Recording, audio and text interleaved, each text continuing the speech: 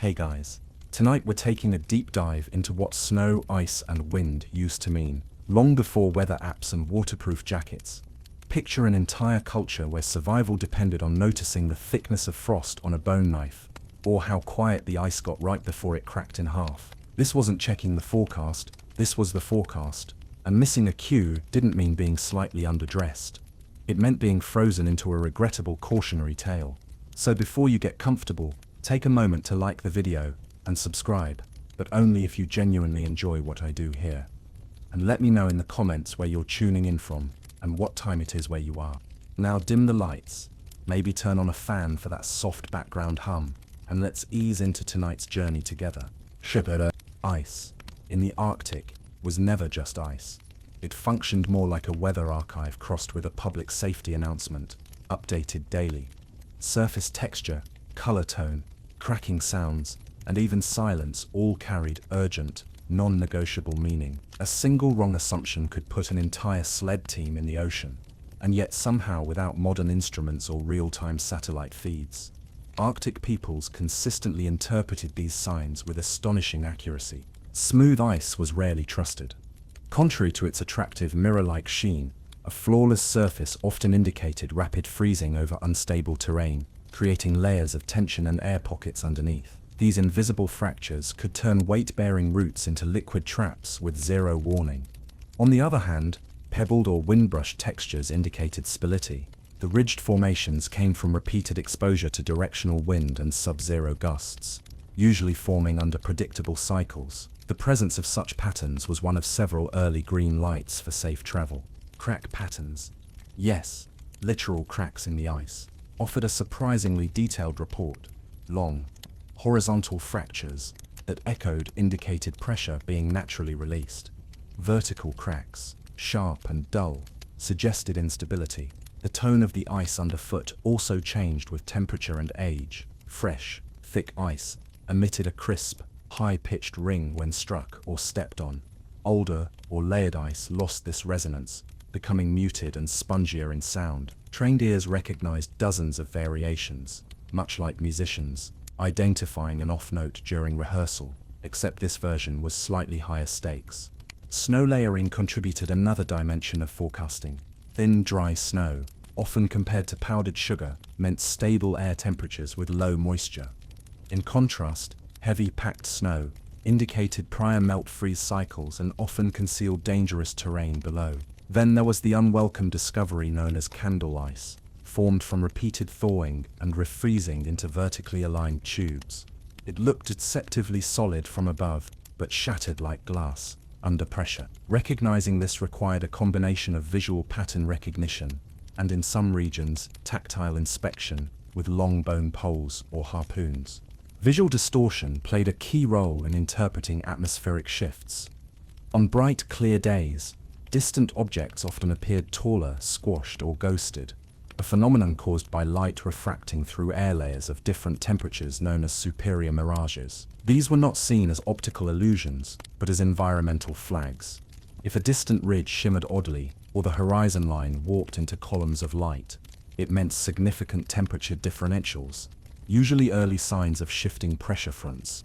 Among the more overlooked forms of observation, frost orientation, hoar frost, formed from sublimating water vapor, tended to grow on the windward side of exposed surfaces. Changes in its shape and distribution signaled wind direction, temperature shifts, and humidity levels. Even the presence of double-layered frost, when a new layer formed over an old one, indicated complex atmospheric interactions, particularly during the night. In environments where the sky was mostly overcast and clocks didn't exist, this level of nuance became essential data. Sound also provided essential clues. Sea ice emitted a language of its own: groans, rumbles, pops, and snaps. A groan often came from compression, harmless and expected. A pop, however, could indicate a sudden release of pressure beneath. The absence of sound, especially in areas normally rich with auditory activity, often suggested that something was wrong. Ice, much like people, tends to get unusually quiet right before something breaks. Historians still argue whether this depth of observational knowledge was considered empirical science or part of a spiritual worldview. Some oral traditions described the ice as angry, quiet, or watching, using language that might seem metaphorical to outsiders. But from a survival standpoint, whether the ice was seen as a sentient being or a reactive material didn't really matter. The goal was the same: avoid dying in a cold, wet hole. There were also occasional, let's say less standard forecasting tools. For instance, the presence or absence of snow mist, a dry, powdery snow that floats across flat surfaces, could hint at coming wind changes. If the mist flowed steadily, conditions were likely stable. If it swirled, stalled, or reversed direction, a shift was coming, and not necessarily a pleasant one. Blue ice, another reliable indicator, appeared when pressure compressed snow and older ice into dense formations that absorbed all colors except blue. This coloration implied ancient, structurally sound layers. By contrast, milky white ice, often filled with air bubbles, suggested rapid formation and poor integrity. Blue meant, maybe don't panic. White meant, get ready to. Or, more precisely, walk slower, watch your step, and maybe don't let the dogs go first. Even subtle moisture shifts could be tracked. Ice that refroze too quickly after a midday thaw developed weak surface crusts. Melting snow on top of solid ice formed a slushy layer that looked harmless but dramatically reduced traction. Many injuries didn't come from ice breaking, but from slipping and landing on sharp tools, sled runners, or other people who were also in mid-fall. Safety in numbers did not extend to gravity. Interestingly, despite no shared written system, these skills were codified and passed down with remarkable consistency across generations and geographies. The methods weren't memorized like recipes. They were absorbed through repetition, observation, and correction. If a child misread a frost shadow and took a wrong step, the lesson was often immediate, humiliating, and deeply educational. One particularly fringe tidbit: some communities reportedly used buried fish bones in shallow ice pockets as makeshift frost indicators. If the bones re-emerged too soon, it meant either shifting ice or changes in wind pattern, time to reassess the travel plan. Whether this was a standardized practice or a local trick remains debated, but it earns points for both creativity and commitment. In sum, the ice in the Arctic wasn't just terrain. It was a constantly shifting, speaking, and reactive surface. Reading it accurately wasn't about intuition. It was about systematic sensory analysis: sight, sound, feel, even smell, all working together to interpret a message that was never written, but always present. Tomorrow's weather, already printed. Just check the ground. Sky watching in the Arctic never involved lying in a field pointing at constellations.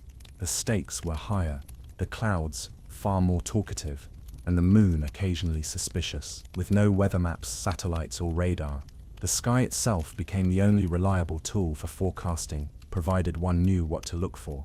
Clouds weren't just moisture in the sky, they were strategy guides. High, thin cirrus clouds, those wispy strands spread like fish bones across the sky, often meant a low-pressure system was advancing.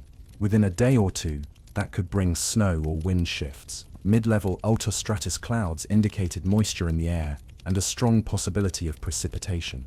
These weren't guesses, they were patterns observed for generations and acted upon with the seriousness of an emergency bulletin. Color mattered. A gray sky could mean anything, but a gray sky with greenish or bluish tints in winter was a red flag. The color came from sunlight filtering through moisture-rich cloud layers. That meant heavy snow was likely, often in the form of blizzards that didn't politely announce themselves with advance warning. Orange or yellow tinges, rare in the Arctic, typically occurred during sunrise or sunset, and reflected unusual particulate matter, such as distant volcanic dust or, more ominously, signs of incoming storm fronts from warmer southern regions. The behavior of the sun and moon also served as forecasting devices. A halo around either one, a glowing ring caused by ice crystals high in the atmosphere, meant incoming moisture, usually followed by snow within 24 to 48 hours. This was one of the most consistent and widely acknowledged predictors across multiple Arctic cultures. A double halo or a halo with vertical light pillars often warned of particularly intense weather. Star visibility was another critical factor. In stable, dry air, stars were sharp and plentiful. When they blurred or disappeared behind what appeared to be a clear sky, It indicated rising humidity or thin veils of cirrostratus clouds. Early signs of worsening conditions. If stars twinkled rapidly, it meant turbulent air, suggesting unstable atmospheric layers. If they barely twinkled at all, things were likely calm, temporarily. One fringe method involved shadow watching. When the sun was present, which, let's be honest, wasn't often, observers tracked the length and angle of shadows over time. If shadows shortened unexpectedly during known daylight periods, it suggested increased humidity or incoming cloud cover from specific directions. If the shadows shifted their angle across snowdrifts at unusual speeds, it could reflect unseasonal wind behavior. While not the most exciting spectator sport, it worked. Historians still argue whether Arctic people developed this observational knowledge independently in each region, or whether some forecasting lore spread via trade and migration routes. The debate includes comparisons to Norse sky lore and even early East Asian cloud interpretation. The answer remains murky. Clouds, as it turns out, are not great at leaving clear written records. The horizon line offered additional guidance. A sharp, well-defined horizon meant dry, cold air. A blurred or floating horizon, where landforms appeared elevated or detached from their bases, indicated warmer air moving over cold ground, often preceding snowfall or sleet. This phenomenon, caused by atmospheric refraction, made familiar landmarks look distorted. Experienced observers adjusted their spatial awareness accordingly, understanding that what appeared to be a hill might just be a local trick of light and thermodynamics. Auroras, while undeniably beautiful, weren't just spiritual light shows. Though not directly related to weather, their frequency and behavior occasionally correlated with magnetic shifts that subtly influenced atmospheric pressure. This was more speculation than science, but when one's life depends on interpreting every available signal, no detail was dismissed outright. Daylight duration itself became a long-term planning tool. As the sun's angle shifted lower or higher with the seasons, it created predictable light cycles. Tracking the speed at which daylight returned or disappeared provided not only a sense of calendar progression, but also a rough estimate of when storms were most likely. Many major snow events clustered around seasonal transitions, early winter and early spring. There were also auditory cues connected to sky watching, the behavior of wind as it passed through high-elevation snow ridges or crevices produced tonal changes that indicated direction and strength. A low, continuous hum suggested stable wind. Whistling or pulsing tones pointed to shifting air masses. When this sound changed unexpectedly, it was time to rethink the day's travel route, possibly while still wrapped in bed furs. Temperature was sometimes estimated by breath. In extreme cold, exhaled air froze instantly and fell to the ground as a fine mist. Observers could track how quickly this occurred to guess air temperature within a few degrees. Breath that hovered and lingered suggested warmer air, perhaps a temporary reprieve or the dangerous onset of a thaw cycle. Sky behavior was also matched with animal behavior, especially bird flight. If migratory birds flew unusually low or changed their normal paths, it often aligned with changes in barometric pressure. Local hunters understood that birds weren't just moving, they were reacting. Fewer birds visible during a normally active period could signal an approaching storm, especially if they disappeared without signs of predation or human disturbance. Finally, light intensity provided constant feedback. Arctic light, thanks to its low solar angle, tended to produce long, flat shadows and diffuse brightness. Any sudden shift to sharp contrasts or dazzling glare on snow often accompanied pressure changes. Whiteouts, where everything vanished into a seamless field of light, followed fast-moving storm fronts and could arrive within hours of a noticeable change in contrast levels. Reading the sky was not a philosophical exercise. It was a daily checklist that influenced every other survival decision, from whether to hunt, to whether to travel, to whether to bother untying the sled dogs. The sky didn't just indicate weather, it offered a constantly shifting visual index of danger, opportunity, and when to stay absolutely still. Wind in the Arctic wasn't just an inconvenience, it was a warning system, a travel advisor, and occasionally a personal insult. Unlike temperate climates where a breeze might suggest kite-flying weather, Arctic wind had layers, figuratively and literally. Reading it was a critical skill that involved visual, auditory, and even olfactory analysis. Yes, smell. We'll get there. First, direction. Snowdrifts acted as reliable compasses. Over time, wind carved snow into sculpted ridges called sastrugi, elongated patterns that ran perpendicular to the prevailing wind. These formations were consistent enough that travelers could navigate entirely by their shape. If the ridges had been disturbed or reversed, it meant the wind had changed direction since the last known storm.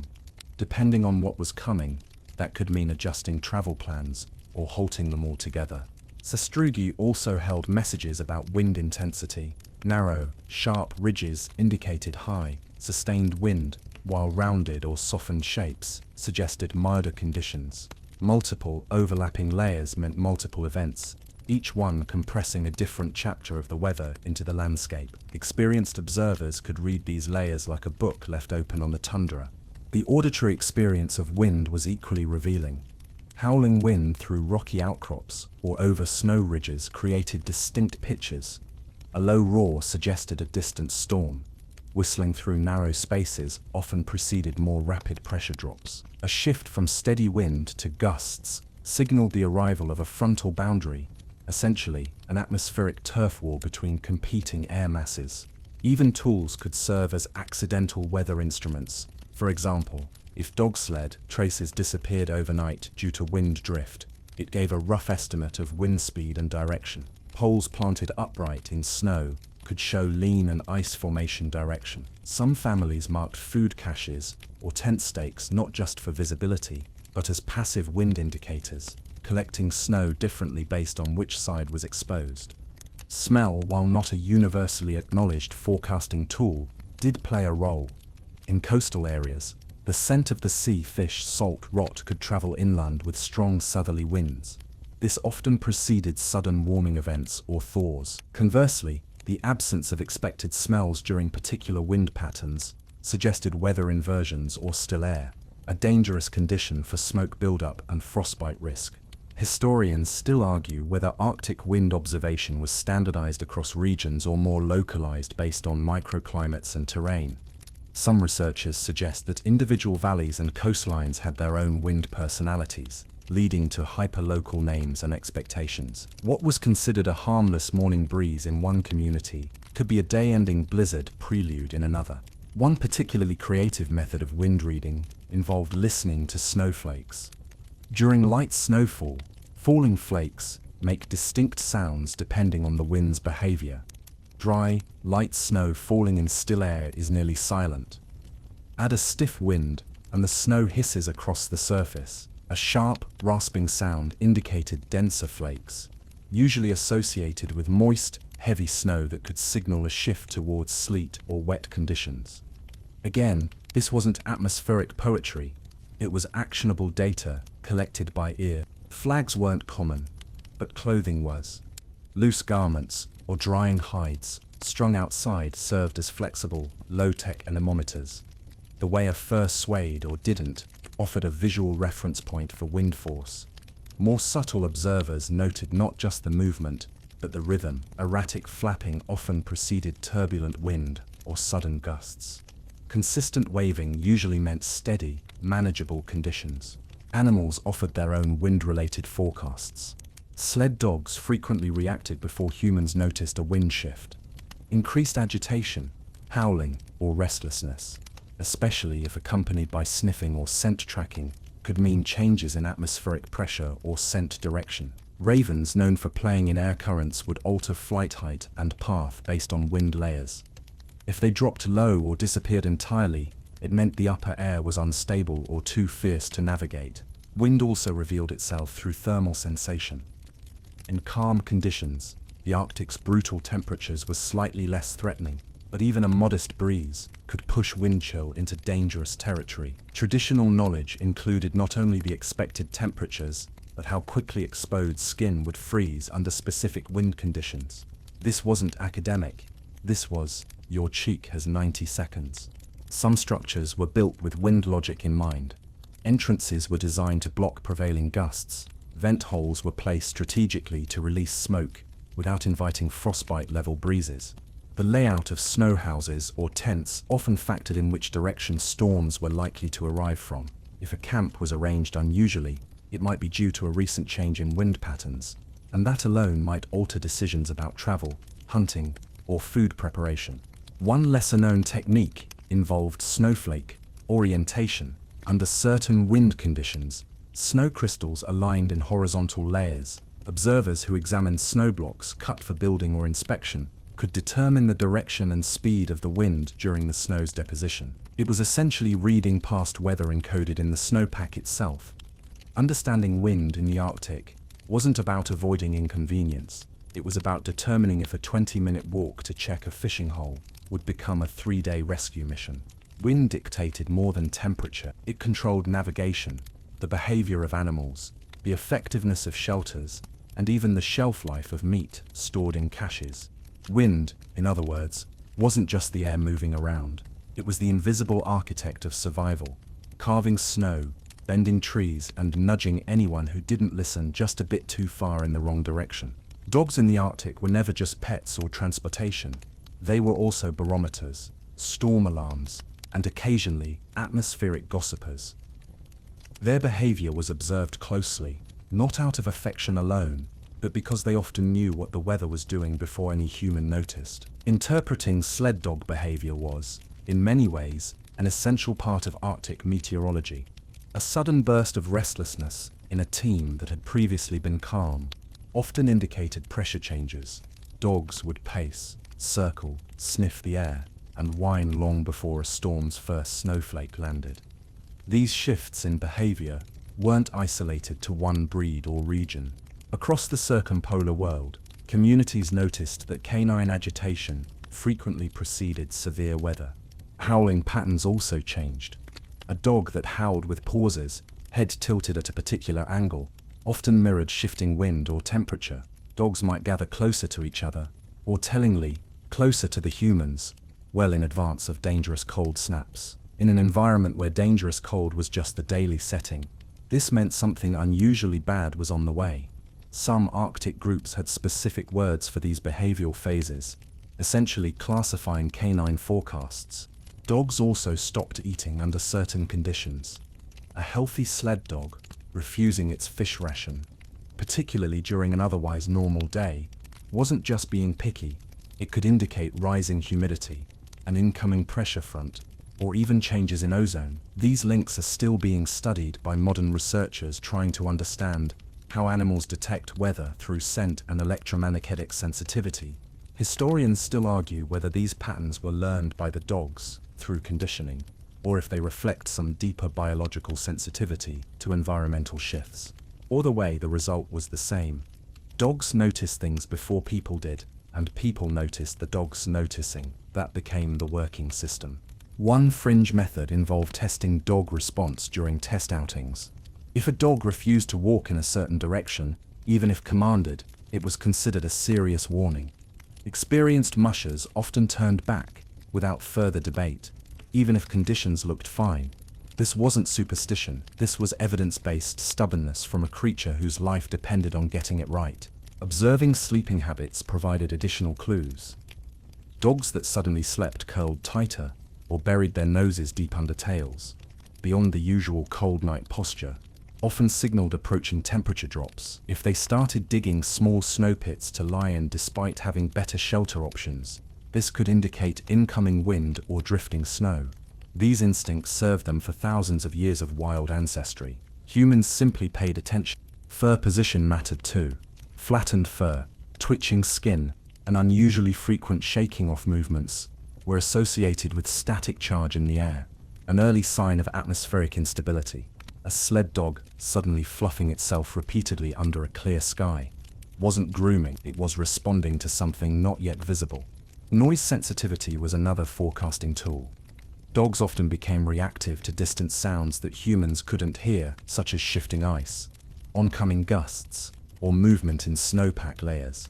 A quiet growl or bark, directed towards seemingly nothing, was worth checking. In some cases, such alerts preceded avalanche activity or the arrival of polar bears riding wind currents toward camp, neither of which was ideal during breakfast. Body orientation also carried meaning. Before GPS, some Arctic groups used the natural alignment of dog sleep positions to track wind and magnetic shifts. Over time, people noticed dogs tended to rest facing away from prevailing winds. Changes in this pattern sometimes aligned with changes in storm direction or speed. Dogs that suddenly slept nose to tail in clusters, regardless of temperature, were seen as reacting to unstable weather cues, rather than just seeking warmth. Younger dogs were less reliable, often reacting to unfamiliar noises or simply being dramatic. Older dogs, especially seasoned lead dogs, were considered more accurate.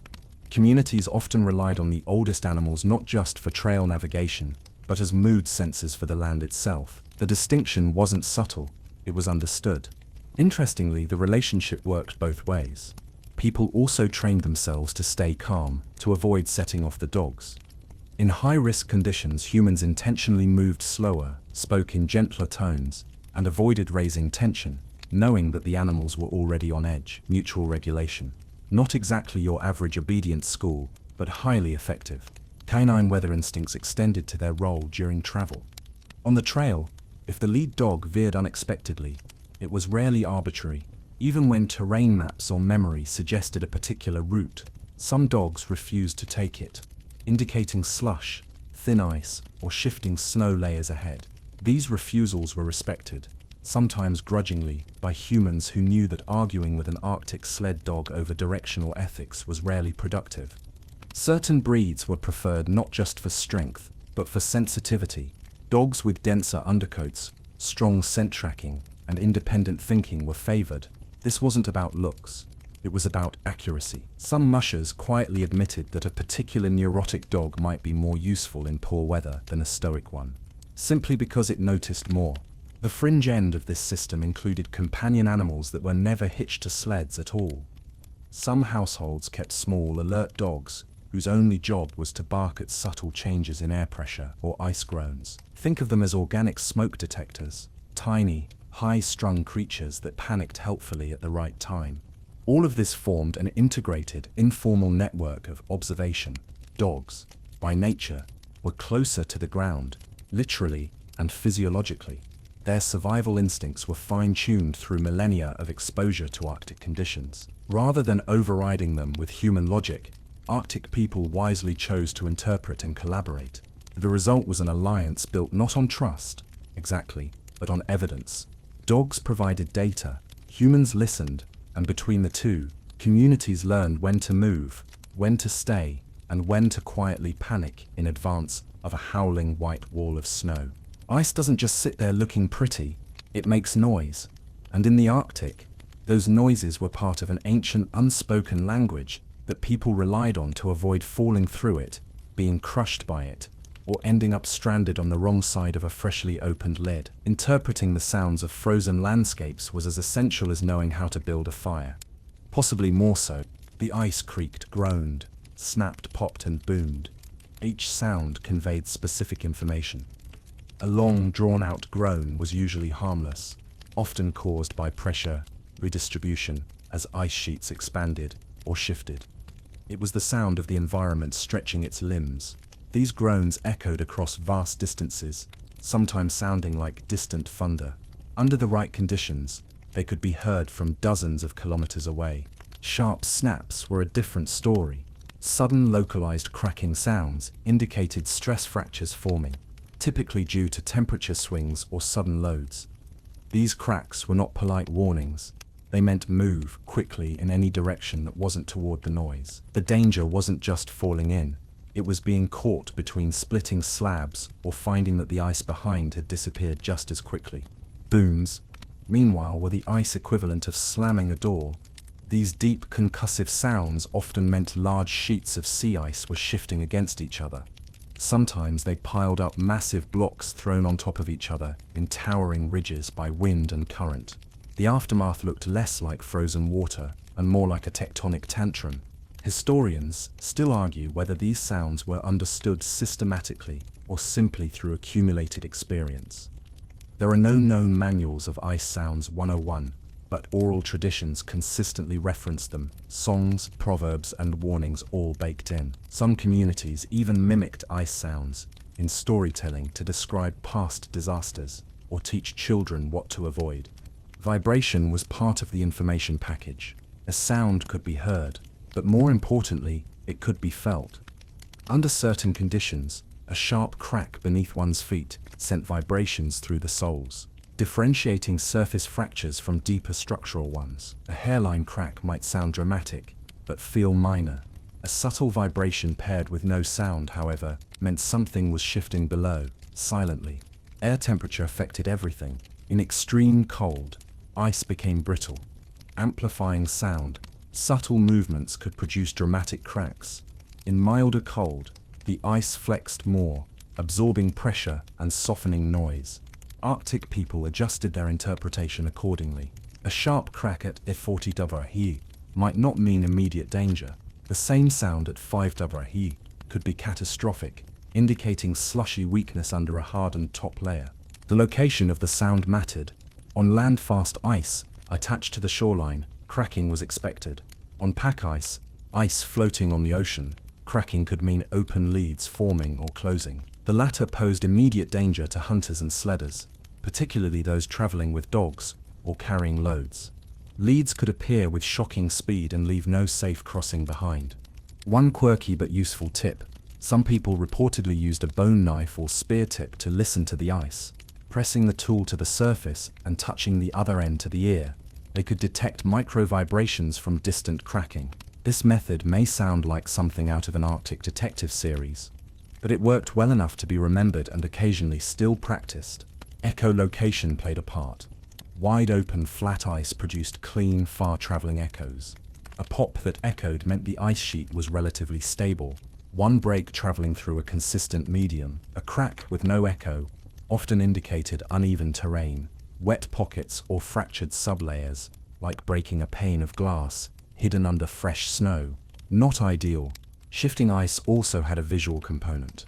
When large slabs collided or moved apart, they pushed up ridges known as pressure ridges. These structures were physical proof of what the sound had warned. Seeing fresh ridges, especially after hearing low rumbles, confirmed that the ice was still actively moving. Crossing near such ridges was discouraged, unless one's goal was to test the limits of natural selection. Silence, too, was informative. Ice in motion makes noise. Ice under stress complains audibly.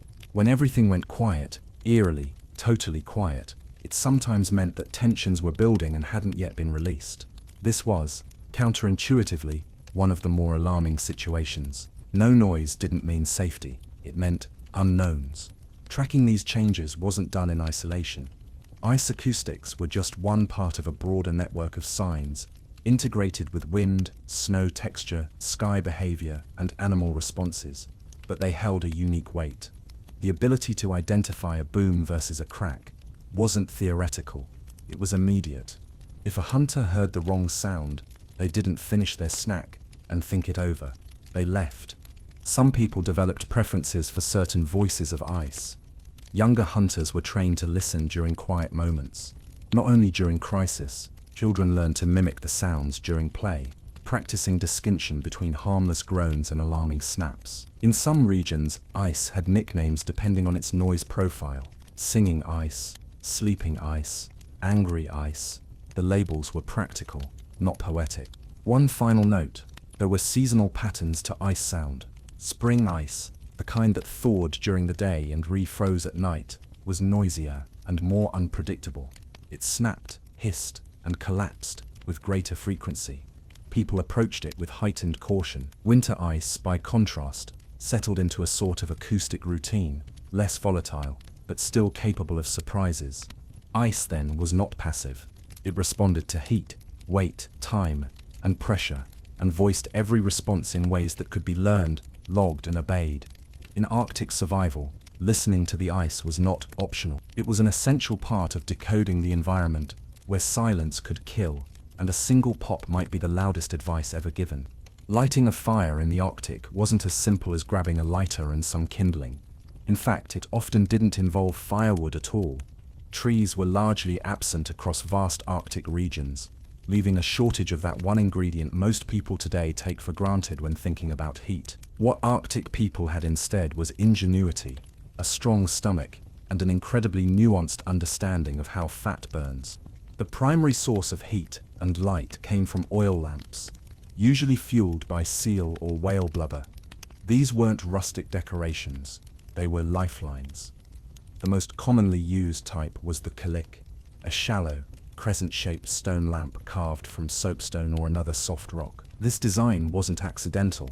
The curved shape maximized both light output and heat efficiency, while allowing control over the flame's length and intensity. The wick was made of dried moss or cotton grass, twisted into strips and laid along the edge of the lamp. This wick wasn't dipped in oil like a candle. Instead, the seal oil was poured into the base of the lamp, and the wick absorbed it by capillary action. The flame then burned steadily, fed from the oil reservoir. Maintaining this flame required constant attention. Too much oil, and the lamp smoked. Too little, and the flame died, along with the indoor temperature.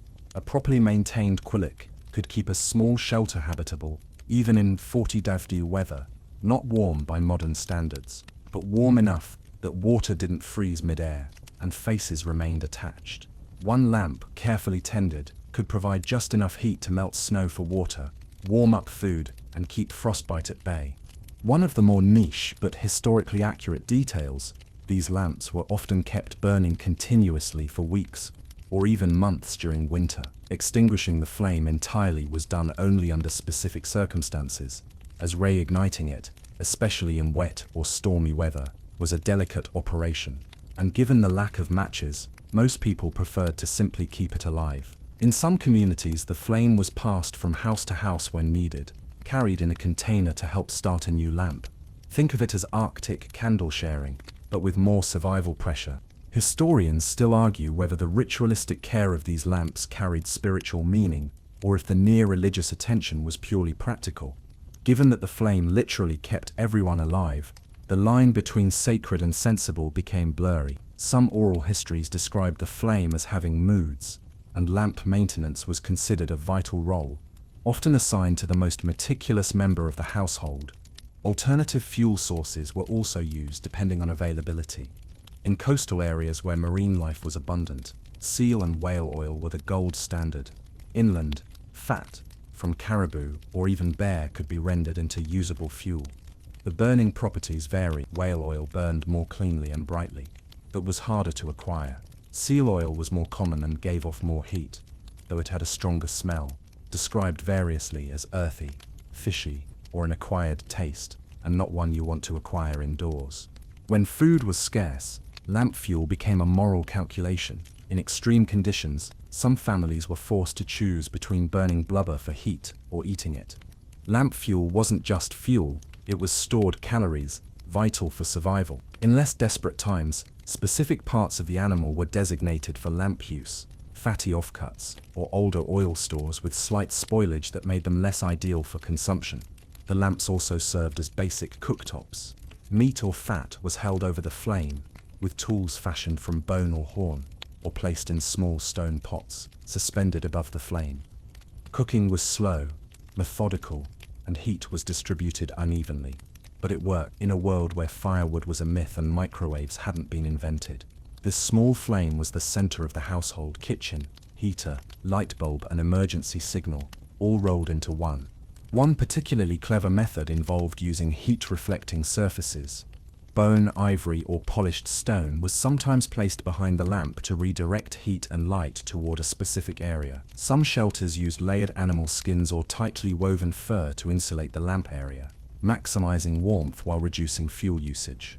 These weren't crude setups, they were carefully engineered systems with centuries of trial and error behind them. Smoke management was a daily concern.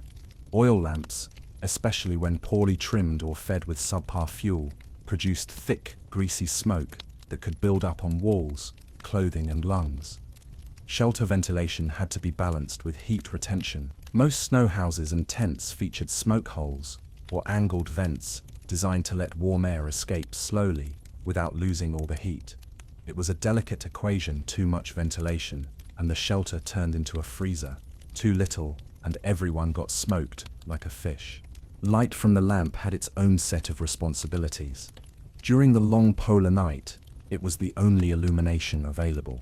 Tasks like sewing, tool repair, cooking and childcare were done in this flickering yellowish glow. Shadows played tricks on the eyes. So many tools were kept in specific places to reduce error. Eye strain was common, but the alternative was complete darkness. Even blinking too slowly could cause one to misthread a needle, and when that needle was carved from bone, breakage was no small inconvenience. There were no spares. The lamp flame also served as a weather indicator. A steady flame meant calm conditions. Flickering or leaning flames, especially indoors, suggested wind shift or incoming storms. In some households, the lamp was placed near an opening, so its flame could function as a makeshift barometer. A sudden sputter could mean rising humidity, and a tilted flame was a warning that the wind was coming from the wrong direction. Eventually, with the arrival of manufactured goods, Arctic people adopted metal stoves and imported fuels.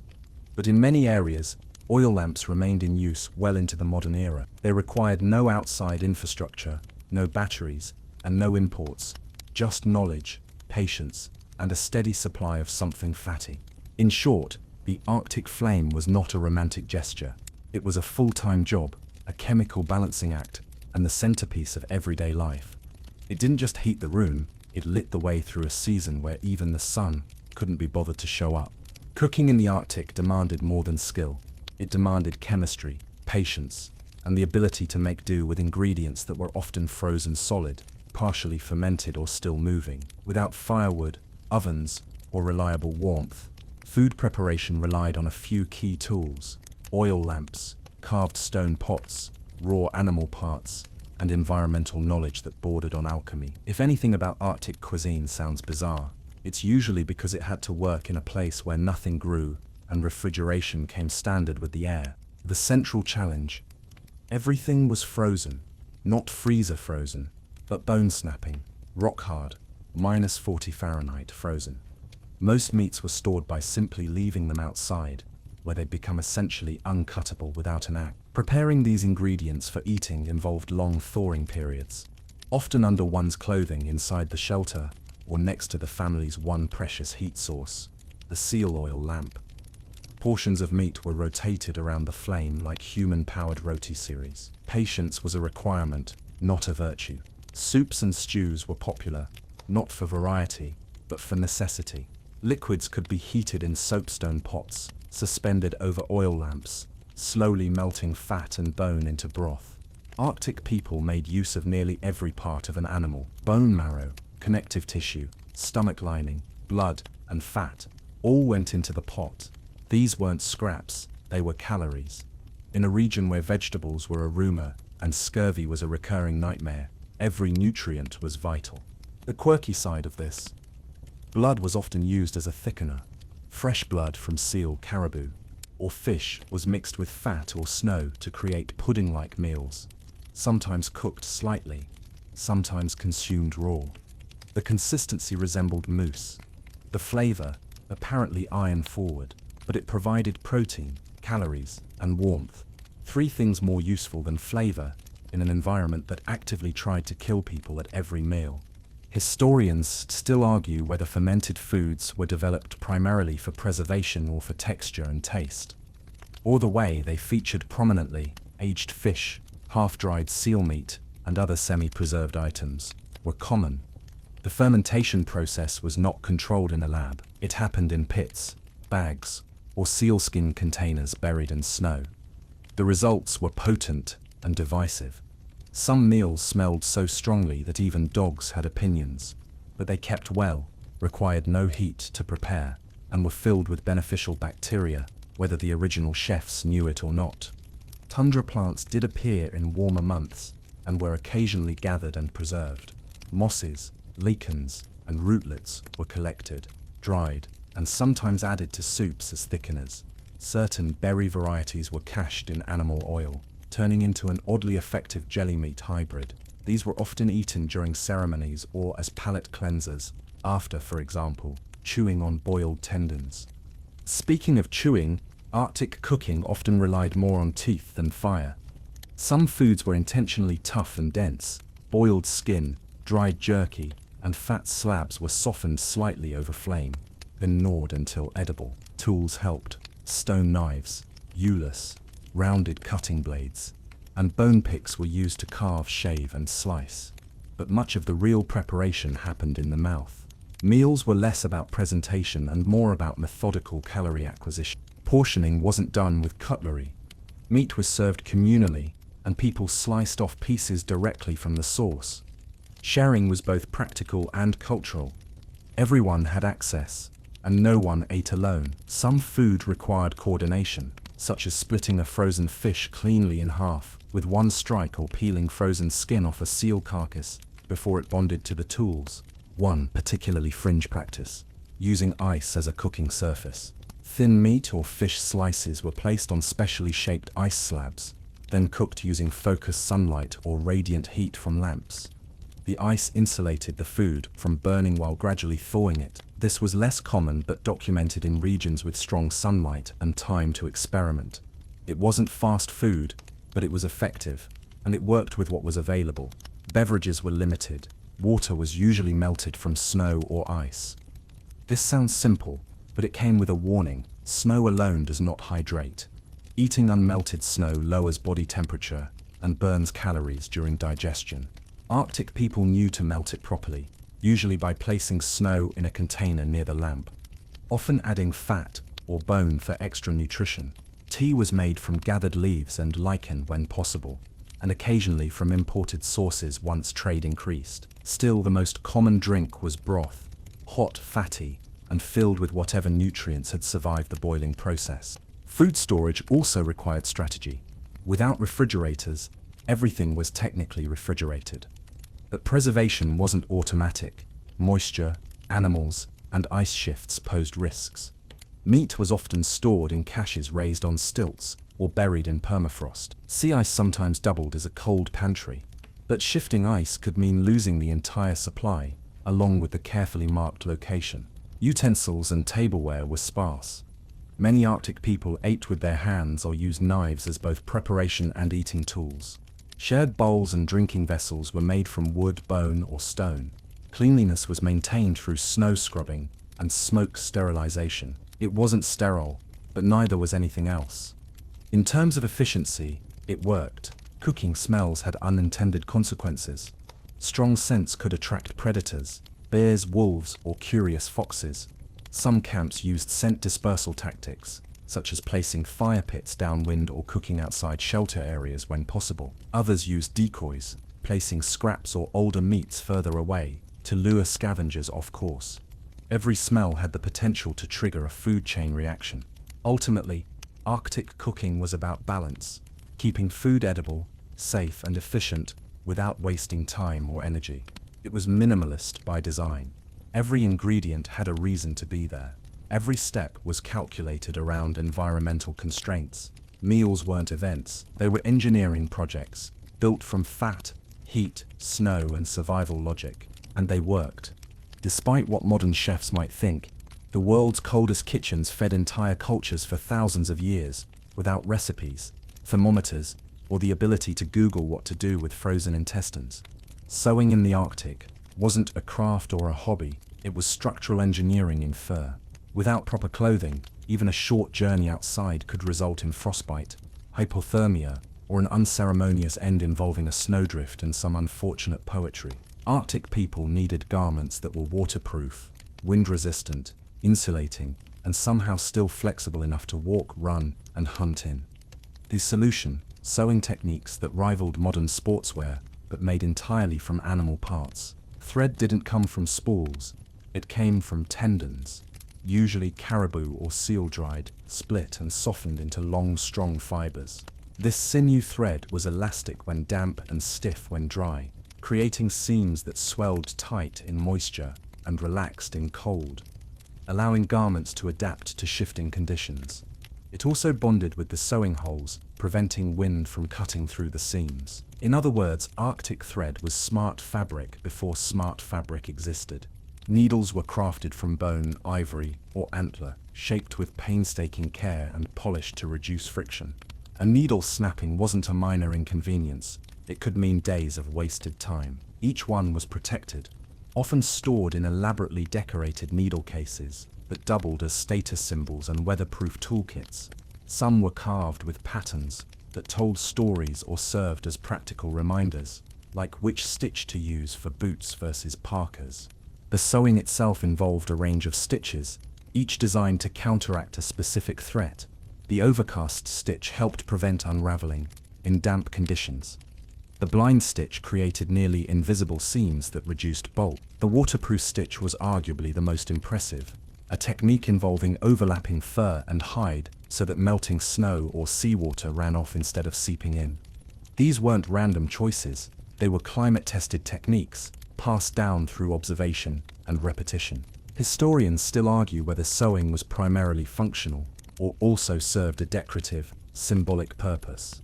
The answer is both. While the primary objective was survival, many garments were adorned with detailed patterns made from contrasting hide, beads, or even dyed sinew. These designs conveyed status, family lineage, and sometimes even personal history. Wearing a plain coat might keep someone alive. Wearing a decorated one meant being remembered. Every part of the garment was calculated. Parkas were designed with extra length and fur facing inward, trapping body heat and creating a convection loop that recirculated warmth. Hoods were shaped to minimize wind entry and maximize visibility, often trimmed with wolf or wolverine fur. Materials that resist frost buildup from breath. Mittens were worn in layers, an inner fur layer for warmth, an outer skin layer for protection, and sometimes a third shell when handling wet snow or ice. Boots were a separate science entirely, called kamiks or mukluks in various cultures. They were constructed with multiple hide layers, often seal for waterproofing and caribou for insulation. The soles were sewn with extra tension to prevent slipping and stitched with curved seams to match foot anatomy. Liners were removable and often replaced daily, dried inside shelters or even next to a warm body during sleep. Wet liners meant frostbite, dry liners meant mobility. One particularly niche but effective practice involved blowing warm breath into a garment seam after stitching. This helped expand the sinew, softening it into place and tightening the seam when it later dried. In some cases, this was repeated throughout the construction process. Part practical, part ritual, entirely effective. Measuring was done by eye, experience, and body memory. There were no tape measures. Patterns were sometimes drawn with charcoal on hide, but more often, pieces were cut directly by comparing to an existing garment or the wearer's limb. Children's clothes included extra room for growth, often folded and stitched down temporarily. The idea of growing into it was quite literal, and also crucial. Making a new outfit every few months wasn't an option. Sewing took time. A parka could take weeks to complete. Repairs, however, were done immediately. A torn seam could mean water intrusion, wind exposure, or snow creeping into boots. Arctic people carried small sewing kits on long journeys, often tucked into belts or pouches. A stitch in time, in this case, didn't just save 9, it saved fingers. Some tools doubled as maintenance devices. A scraper, for example, could remove ice buildup or smooth stiff hide for reuse. Scissors were less common than blades, which were used for everything from slicing thread to shaping sleeve curves. The ulu, an all-purpose cutting tool, was a staple in nearly every household, used across generations and often passed down like a family heirloom. Cultural distinctions existed in sewing styles. Some groups preferred specific hide types or decorative motifs. Others developed regional construction quirks, like angled sleeve seams for better snow shedding, or double-flapped hoods for storm protection. These weren't arbitrary, they were climate responses. What worked in coastal damp might not hold up in interior dryness. Group sewing was also a thing. While many garments were made individually, some large projects involved multiple people, especially when time was short or conditions were harsh. This wasn't communal crafting, it was coordinated effort to keep everyone clothed before the weather shifted again. In some cases, the most skilled sewer in a community wasn't a hunter or elder, but a young person with sharp eyes and faster fingers. Sewing also intersected with hunting. Hunters wore garments tailored to silence, fewer rustling materials, tighter seams, and shapes that minimized visual contrast. Some even included scent masking layers, or fur orientation, designed to blend into the snowpack. This was wearable camouflage centuries before the concept was patented. Finally, old garments were never wasted. When clothing wore out, it was repurposed into patches, doll clothes, tent repairs, or storage wraps. Fur scraps became baby booties. Old parkas became sled padding. Every piece had another life, sometimes two. The sewing thread itself could be rehydrated and reused. The Arctic didn't throw things away, it reconfigured them. In short, Arctic sewing wasn't just craft, it was infrastructure. Clothing was architecture, tailored to battle wind, wet, and temperature, with nothing but bone, sinew, and time. And somehow it worked better than half of what's hanging in modern closets today. Weather forecasting in the Arctic wasn't a job, it was a shared responsibility, passed across generations and reinforced by watching, listening, and occasionally being smacked with the consequences of not paying attention. Children didn't learn about the weather from books. They learned by copying the people who noticed things first: elders, hunters, dog teams, and notably, the snow itself. The formal education system wasn't involved, but the curriculum was clear: observe or freeze. Most knowledge was transferred through immersion. A child sat near the door flap and watched how wind rattled it. They noticed when adults paused before stepping outside, squinting at the horizon, or sniffing the air. They listened as grandparents mumbled about ice, talking, or dogs acting jumpy. These weren't metaphors, they were data points. And eventually, the patterns made sense. There was very little verbal instruction. Teaching weather awareness involved long silences, followed by abrupt, highly targeted scolding when someone made a mistake. For example, walking across crusted snow without checking for refrozen slush underneath. That earned a sharp rebuke, and maybe a cold foot. That was the lesson. Retention rates were excellent. Skills were learned in order of importance, not age. A child might be trusted to help check snow texture before being allowed to handle tools. Feel, sound, resistance. These sensations became second nature. Experienced youth could identify whether snow was wind-packed, soft-packed, layered, crusted, or glazed with melt ice. This wasn't trivia. Different types meant different dangers, like sliding, collapsing, or masking weak ice. Watching elders was key. Adults didn't explain everything, they modeled it. A hunter pausing on a ridge and shading his eyes with one mitten was probably not admiring the view. He was checking cloud movement against known landforms. A grandmother stepping outside barefoot for 10 seconds and declaring "not yet" wasn't losing her mind. She was testing whether the snow had crusted enough to walk on without breaking through. Historians still argue whether this method of non-instruction was more efficient than structured teaching. Some claim it led to gaps in knowledge if children missed a critical moment. Others argue it built adaptive thinking and situational intelligence, since learners had to constantly interpret and test ideas. Either way, it worked well enough for Arctic people to not freeze to death for thousands of years, so the results speak for themselves. One quirky but widespread tool of learning was mimicry. Children copied adults using mini-tools or acting out scenarios. Tiny sleds, fake spears, or small animal hides were given to children to simulate tasks. These weren't toys, they were practice gear. A 5-year-old watching ice fracture patterns with a miniature harpoon wasn't playing, they were rehearsing how to not fall into a river. Another subtle tool: seasonal memory games. Children were encouraged to recall which kind of snow had occurred during which time of year.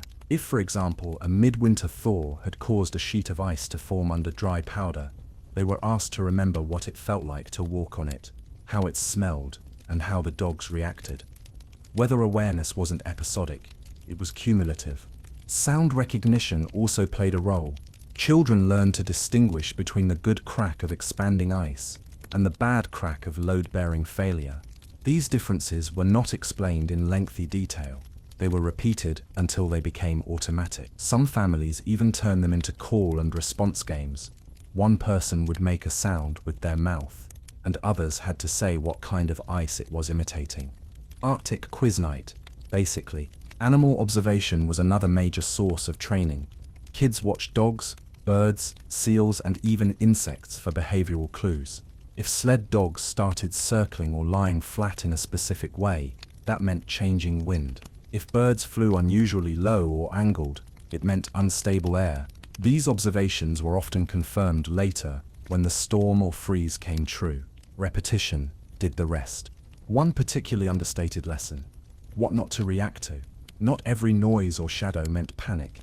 Children were taught to differentiate between normal environmental sounds and actual danger. Overreacting was discouraged, not because feelings didn't matter, but because wasted energy meant slower response time later. Calm observation became a skill unto itself. Tactile learning was everywhere.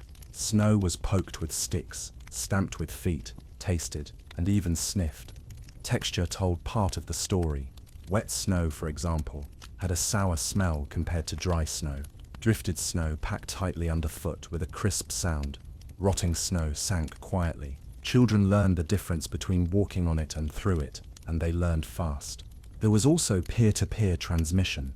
Older siblings or cousins often passed knowledge to younger ones in fragments. A teenager might casually point out the frost forming on the tent pole and mention what it meant. No lecture, just a clue. If the younger sibling paid attention, they got smarter. If not, they got cold. Natural selection, academic addition. Learning didn't stop with childhood. Adults continued refining their skills by comparing notes, retelling stories, and watching how newer generations fumbled with old problems. Elders remained key weather sources, not just because of experience, but because their memory stretched back decades. "This snow feels like the year the dogs went blind" might sound cryptic, but it was often right. Tools were limited, but deeply effective. A strip of hide left outside could indicate humidity. A bone propped in the snow showed wind direction. A stick placed near the door could freeze or not freeze overnight, signaling air temperature shifts. Children were expected to learn what each one meant and to check them regularly, not as a chore, but as part of staying alive. Ultimately, teaching weather in the Arctic wasn't about giving answers. It was about training attention. The world outside the shelter was always speaking through clouds, ice, wind, snow, animals, and sounds. Survival meant learning to listen to all of it at once, with no textbook, no tests, and no days off. Just eyes, ears, memory, and an environment that graded on a curve no one wanted to fail. Hunting in the Arctic was never a solitary performance. It was a group project made possible by people, animals, and an intimate understanding of what the environment was about to do next. While hunters received much of the spotlight, a less visible cast of characters was always working behind the scenes. Chief among them, elder women, who continued to contribute to food security long after age or injury took them out of the main hunt. Their methods were quieter, slower, and often overlooked, but equally essential. One of the key roles involved trapping birds and small animals, often near the edge of settlements. This wasn't passive waiting with a snare. It required daily tracking of weather shifts, migration timing, and snow conditions. Light snowfall created cover for traps. Heavy snowfall meant resets. Frozen ground altered trigger sensitivity. The traps themselves were usually crafted from bone, sinew, or driftwood, materials shaped to function flawlessly in sub-zero conditions, without freezing shut or becoming useless after one snowfall. Fishing under the ice was another area of quiet expertise. Ice fishing didn't stop with youth. Elder women, often considered too frail to travel long distances, could still read the river. They remembered where the ice was thickest, where it groaned in spring, and which channels stayed unfrozen longest. Holes were carved with bone or metal tools, and kept open with periodic clearing. Fish lured with fat scraps or bait pouches were drawn upward through the gloom and flash frozen upon landing. A built-in freezer, courtesy of nature. Historians still argue whether these contributions were seen as equal to those of frontline hunters, or treated as secondary. While hunting large game was prestigious, the constant, reliable work of elder women often provided more consistent returns. One caribou might feed a family for a week, but 2 fish a day, every day, quietly built survival. Many techniques relied on learned patterns.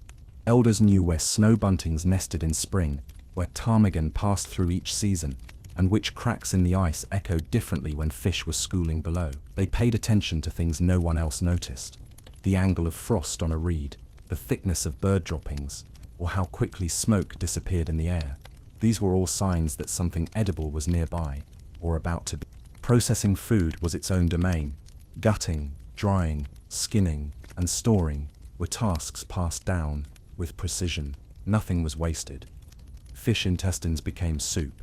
Bones became tools.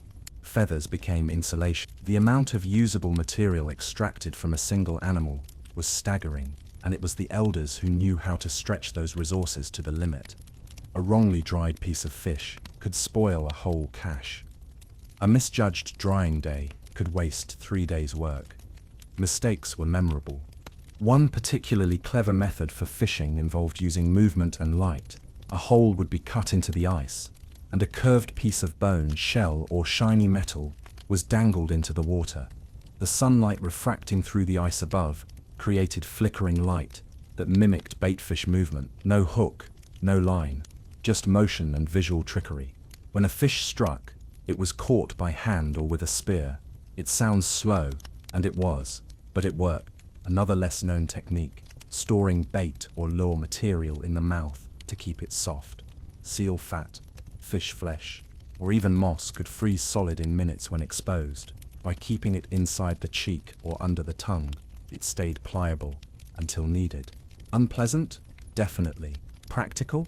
Undeniably. And no, this detail does not show up in cooking shows. Mobility was also part of the strategy. Elder women didn't chase animals. They waited where animals would appear. Snowblind rabbits, low-flying birds, or disoriented rodents were captured near food caches, waterholes, or salt deposits. Some even used trained birds or dogs to flush prey into nets or snares.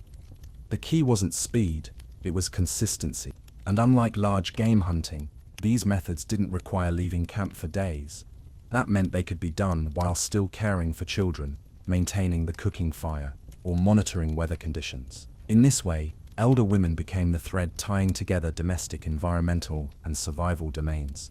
Trapping wasn't just about placing a device, it was about placing it in the right moment. Snow too powdery, the animal avoids the trail. Snow too crusted, it steps over the trigger. Every detail mattered, and knowing which trap to use when and why was a specialization that took decades to refine. Clothing also played a role. Trappers dressed differently than hunters. Clothing was quieter, more camouflaged, and often scented with specific herbs or animal oils to mask human presence. One particularly obscure trick involved rubbing hands with fish slime or smoked fat to disguise scent before setting traps. Essentially Arctic cologne, minus the elegance. Knowledge was passed on not through lessons, but through questions. A child who asked why this spot got a gesture toward the sky. A nudge of snow, or a story about where someone fell through the ice last spring. These were weather forecasts, wildlife maps, and cautionary tales rolled into one sentence. The point wasn't the explanation. The point was the memory. Importantly, this work also allowed elders to contribute without overexertion. There was no sprinting over hills or wrestling animals. There was kneeling beside the ice. There was waiting. There was watching shadows move across the snow and knowing what came next. Slow didn't mean passive. It meant precise. While the image of Arctic survival is often dominated by heroic hunts and dramatic rescues, the quieter, repetitive, and deeply intelligent work of elder women filled in the space between crises. They didn't just contribute, they stabilized everything. Their work was consistent, predictable, essential, and all done while seated, without fanfare, often with their last remaining teeth. Cleanliness in the Arctic wasn't optional, it was a matter of survival. Not because of vanity or social norms, but because infection, odor, and decay had real, immediate consequences when living in tightly sealed shelters with limited airflow and no real exits. Staying clean in a world without hot water, soap bars, or indoor plumbing meant getting creative. Very creative. The first challenge, water. Melting snow or ice for cleaning required precious fuel. It wasn't done lightly. Water had to be melted over a seal oil lamp or stone stove, and then rationed. A single cup of warm water might clean a face, hands, and 2 tools, if applied strategically with a scrap of moss or soft hide. Full body washes were rare events. Spot cleaning, however, was constant. Snow itself became the Arctic washcloth. Fresh, powdery snow was used to scrub skin, particularly hands and faces. The abrasive texture removed grease, blood, and dirt surprisingly well. The cold numbed the skin quickly, making it less painful than it sounds, though never actually pleasant. It was effective, and in some cases preferred over lukewarm slush that left everything damp. Soap, as typically imagined, didn't exist, but alternatives did. One of the more unusual methods involved rendering fat with certain mosses, seal bile, or animal stomach contents to create a basic, mildly alkaline cleanser. This mixture smelled exactly as appealing as it sounds. It was rubbed on skin or tools, then scraped off with a dull knife or rinsed with snow. It wasn't lathery, it didn't sparkle, but it worked well enough to prevent infection and remove stubborn fats. Historians still argue whether these homemade soap-like substances were intentionally produced for cleansing, or if their properties were discovered accidentally while processing food or hides. Some argue for deliberate invention, others credit centuries of trial and error. Either way, the result was a substance that technically didn't qualify as soap, but got the job done. Hands and face were cleaned most often. These were the body parts most exposed to food, animals, and tools, and most likely to spread infection in cramped living spaces. Arctic people understood bacterial transmission, even if they didn't call it that. Wounds were cleaned promptly, with melted snow, urine, or antiseptic properties from certain plants when available. Infection wasn't an abstract concern, it was something that could cost a limb or a life. Hair care was similarly pragmatic. Hair was often kept tied or braided to reduce tangling, grease buildup, and lice. In some areas, it was trimmed short, particularly for hunters. Washing involved snow scrubbing or occasional warm water when it could be spared. Some communities used ash or fine sand to absorb oils, then brushed it out with bone combs. These combs were designed with thin, close-set teeth for detangling and for catching lice. Yes, lice happened. Yes, they had systems for that. One fringe technique, using smoke. People passed clothing and tools through smoke from specific types of burning moss or dung, not for warmth or cooking, but to deodorize, disinfect, and repel insects. The smoke also preserved hides and acted as a mild insecticide. While modern noses might find it overpowering, the method served multiple purposes and required no soap, water, or imported supplies. Clothing, which was worn almost constantly, needed cleaning too. Full washing was rare. Instead, garments were scraped clean of blood, grease, and other buildup with bone or metal tools. Snow scrubbing was again the go-to technique. Inner layers, often made of fur worn close to the body, were replaced or rotated frequently to avoid skin issues. Drying was crucial. Damp clothing wasn't just uncomfortable, it could freeze mid-wear or cause skin breakdown. Hygiene extended to tools and surfaces. Cutting blades, sewing gear, and eating implements were routinely cleaned with snow, smoke, or, on rare occasions, heated water. Useless curved knives used for everything from skinning to cooking were polished with bone dust or sand, keeping them sharp and reducing bacterial buildup. Again, not for aesthetics, for function. Toileting, another unavoidable part of life, was handled with equal practicality. Most Arctic shelters featured a designated area, or snow trench, located a short walk away. Waste froze quickly, minimizing odor and bacterial growth. Snow served as both cleanser and cover. Some communities created wind-blocking barriers around these areas. Others used designated stones or bones as scrapers, which were then left outside to freeze clean themselves. Urine, less problematic, was often deposited near tent perimeters or away from the main path. In some regions it was even used as a cleansing or tanning agent, depending on the animal being processed. The concept of waste was flexible. If it served a purpose, it was used. Bathing customs varied. In summer, rivers and meltwater pools allowed for brief immersion. These events were rare and celebratory, often involving singing, laughter, and complaints about how cold it still was. In winter, any kind of full-body cleaning was segmented over time. Hands and face today, feet tomorrow, underlayers when conditions allowed. Oral hygiene. Yes, it existed. Chewing bones, twigs, and sinew helped clean teeth. Some groups used sand or fine ash as abrasive scrubbers. Others rinsed with melted snow. Teeth were valued not for smiling, but for utility. The ability to grip, tear, or hold something in the mouth while sewing or cutting meant that dental health mattered. Toothaches weren't tolerated.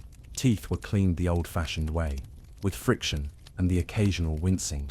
Children learned hygiene through routine, cleaning one's hands after butchering, drying gear after snow travel, and checking for lice or sores was daily maintenance. Skipping steps was noticed and corrected, usually with a sarcastic remark about how one must be trying to feed the sled dogs from their own scalp.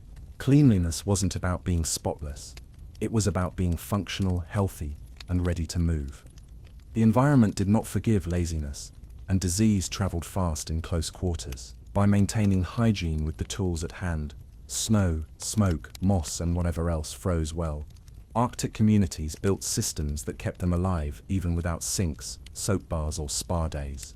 In the Arctic, death wasn't dramatic, it was expected, cold, quiet, and sudden, and when someone died, the response was swift, deliberate, and adapted to an environment where the ground fought back. Grave digging in a land of permafrost was not a simple matter of finding a nice patch of earth and lowering someone in. There often wasn't earth at all, just endless frozen layers of ice and gravel that required strategy, not sentiment. The first issue, the ground. In many regions, it remained frozen solid all year round. Digging a grave meant chipping away at permafrost with bone tools, stone wedges, or much later metal implements.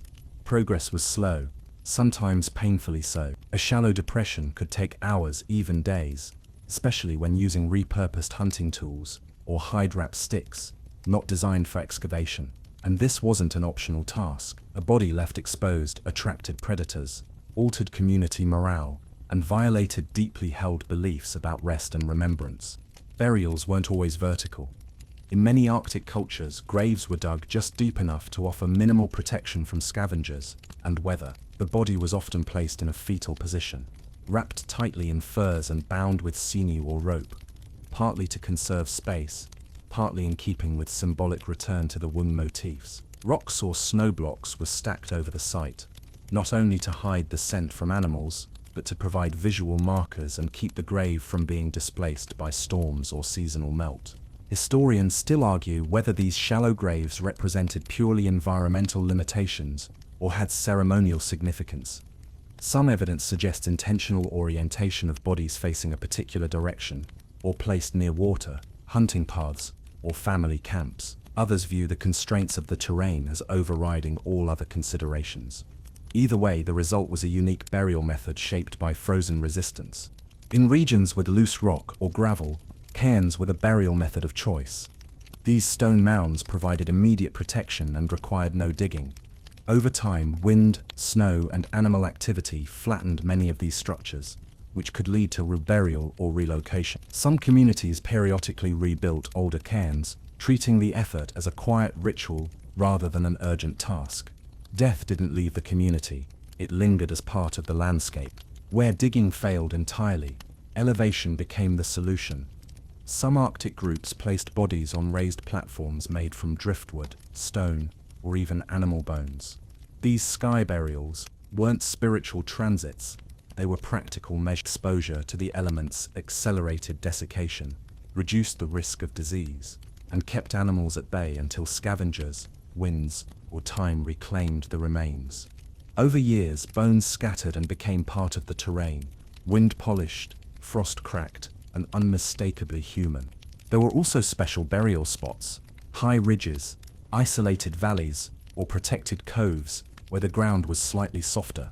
These locations were known and reused. A skilled elder might remember who was buried where, which rocks marked which generation, and which graves required repairs after a storm season. Mapping was done by memory, sometimes enhanced by physical markers. Bone totems, antlers, or patterned stones laid in circles or lines. Death during travel posed special complications.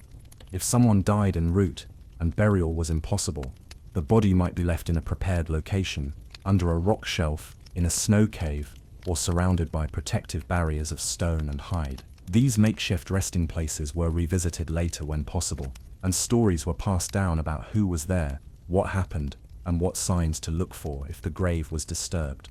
Grave items were minimal. Weapons, tools, or amulets might be buried with the dead, but not for treasure, and certainly not for comfort. These items served as identifiers meant to tell future visitors who lay there and what they contributed. Food was rarely included, unless as an offering to keep spirits balanced. In some cases, possessions were destroyed after death, both to honor the person and to prevent misuse or misfortune. One fringe tradition involved burning items associated with the dead, not for disposal, but to send them on symbolically. This wasn't a full cremation. Fire didn't thrive in these environments, but a small, controlled burn of clothing, tools, or a symbolic object created a visible farewell, a brief column of smoke against an otherwise silent sky. Grieving itself was not always public. Tears were private. Mourning could look like working harder, or saying less, or sharpening tools with a bit more force than usual. Rituals existed, but they were embedded into tasks, carving a new bone needle in the quiet of the evening, or folding a fur cloak with unnecessary precision. In a world where everything moved slowly, grief moved through repetition. Body preparation was basic, but respectful.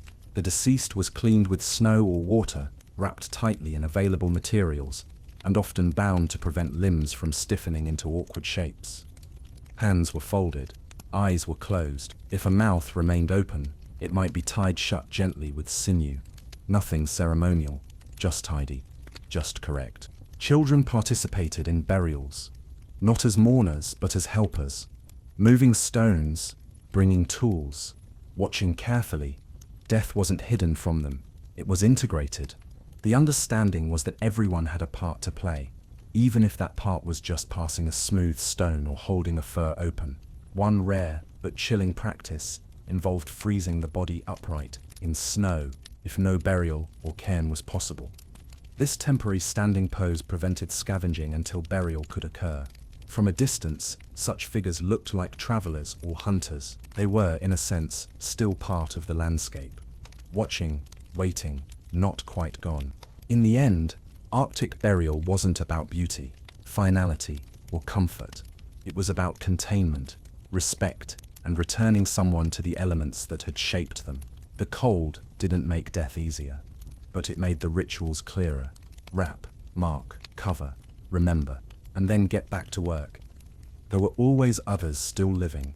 When the sun finally returned after the long Arctic winter, it brought more than just light. It brought cleanup duty. Spring wasn't a pastel-scented season of renewal. It was the season when everything previously buried, frozen, or politely ignored came back into view. Animal bones, tool fragments, old hides, and forgotten caches emerged from the snowdrifts, and someone had to deal with them. That someone was usually the same person who had remembered where everything had been left in the first place. The process of bone cleaning and tool recycling wasn't ceremonial. It was logistical. Bones from the winter's hunts had been stored, intentionally or not, under snowbanks, near shelters, or on sleds frozen in place. As the sun began its slow crawl across the sky, at first for only a few hours a day, people emerged to reclaim the debris of survival. These bones weren't trash, they were materials. Every bone had potential. Ribs could become needles, wedges, or structural supports. Larger bones, like femurs or jawbones, could be sharpened into tools or split to extract marrow. Even months later, skulls were repurposed into scoops or bait holders. Even teeth had uses. Buttons, toggles, game pieces, or just objects to chew on while thinking. The idea of waste was limited to things too small to pick up or too dangerous to reuse. Spring melt made the work urgent. If the bones weren't cleaned and sorted before things got soggy, rot could set in, attracting scavengers and ruining materials. That meant scraping, boiling, drying, and stacking, all while standing ankle-deep in slush and trying not to step on last season's fish head. Delightful. Historians still argue whether these spring cleaning rituals carried symbolic meaning. Some traditions framed it as a way to release the animal's spirit or finish what the hunt began. Others suggest it was pure necessity, probably both. In environments where food and tools came from the same source, the line between sacred and practical tended to blur. The quirky side of bone reuse. Every family had a different method. Some sorted by animal type, caribou in one pile, seal in another, others sorted by future use. Bone for sewing, bone for fishing, bone for sharpening other bones. There were no storage bins, just intuition and muscle memory. Everyone knew which pile was which, and heaven helped the child who mixed them up. Old bones were cleaned with a variety of techniques. Scraping was most common, using knives or other bones to remove sinew and dried tissue. Boiling came next, when fuel was available. A pot of melting snow and bones was not appetizing, but it got the job done. Boiled bones were easier to carve, less smelly, and less likely to attract flies, once things warmed up enough for insects to reappear. If neither option was feasible, snow scrubbing and drying in the wind would suffice. Barely. Sometimes, recycled bones had been used already, multiple times. A harpoon head might have been passed down from a sled frame. A knife handle might have once been a fishing spear. The same piece of material could move through 5 or 6 lives before finally snapping or becoming too small to bother with. Even then, fragments were saved. They could serve as wedges, spacers, or shims in other tools. Cleaning bones also meant re-evaluating their usefulness.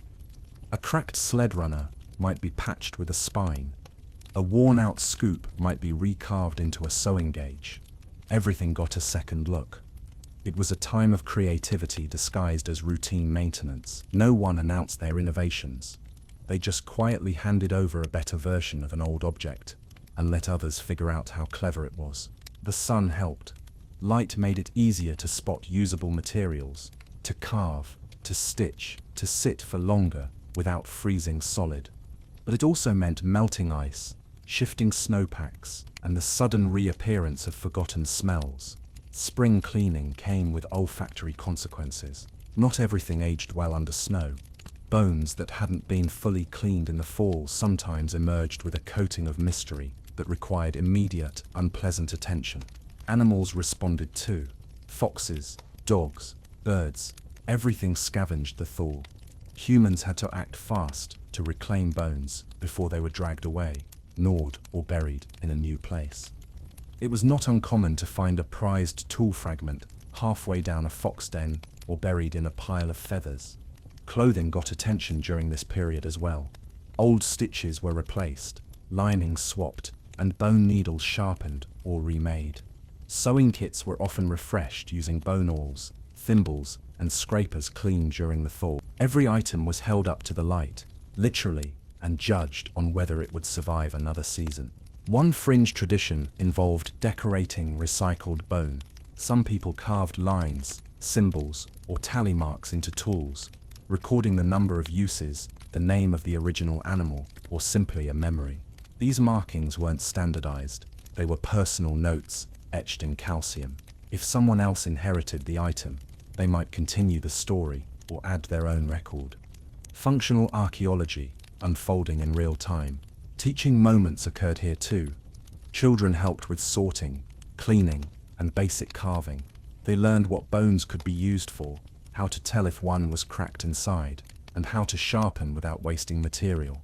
These were not lessons in anatomy, they were lessons in living. Knowing the difference between a useful scapula and a useless one meant the difference between having a comb and not having a comb. That mattered. As the melt continued, work shifted from reclaiming to repairing. The cleaned bones became tools, ornaments or components in larger builds. Sleds, tents, cooking implements. Some were traded, some stored, some tied to strings for games. The season of death had passed. The season of reuse had begun, and in the end, the landscape changed. What had been hidden was now laid bare. Bones once buried in snow became parts of everyday life again. It wasn't romantic. It wasn't even particularly nostalgic. It was just spring. In a place where nothing was wasted, everything came back into use, whether it wanted to or not. Drying fish in the Arctic wasn't a culinary preference.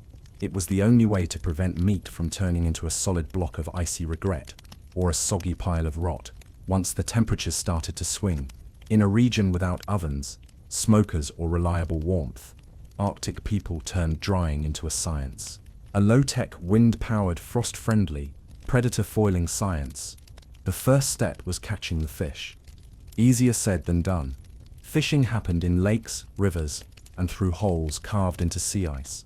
Once caught, the fish were usually cleaned immediately. Guts, blood, and slime were removed with a bone knife or stone blade, ideally while fingers still had enough feeling to grip the handle.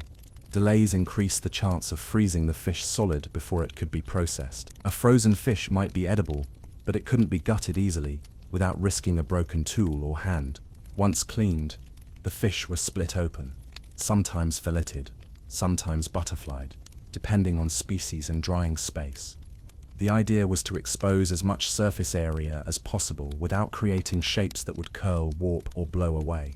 This wasn't a matter of slicing for aesthetics, it was about physics, maximizing airflow, minimizing mold, and defeating ice crystals before they locked in moisture. Then came the rigging. Fish were laid on rocks, draped over lines of sinew or hide, or pegged into specially carved drying racks. These racks looked like skeletal tents, poles tied together with bone pins, tilted for airflow, raised to discourage scavengers. In windier areas, fish were sometimes sewn together into garlands and hung in rows like some kind of morbid holiday decoration. It worked. The wind passed evenly across the surface. No patch remained too wet for long. Drying occurred at temperatures that seemed counterintuitive. Slightly below freezing was ideal. Too cold, and the fish froze rather than dried. Too warm, and bacterial spoilage crept in. Drying wasn't about cooking. It was about drawing out moisture without inviting chaos. This window of safety was narrow and required constant monitoring. Historians still argue whether certain drying methods were passed down as fixed tradition or adjusted seasonally by environmental cues. Some researchers suggest fish were rotated in a specific direction, flesh side out, then skin side based on sun exposure. Others argue that most drying was trial and error that eventually became canon. Either way, there were definite opinions about which way the head should face. Airflow was everything. No breeze, no drying. Too much wind, risk of tearing. Arctic people placed fish racks where the wind tunneled between rocks, down river valleys, or along ridges. In bad weather, racks were temporarily lowered or covered with hides. It wasn't that the fish were delicate, it was that the process, if interrupted, had to start over, and there were only so many weeks when conditions were perfect.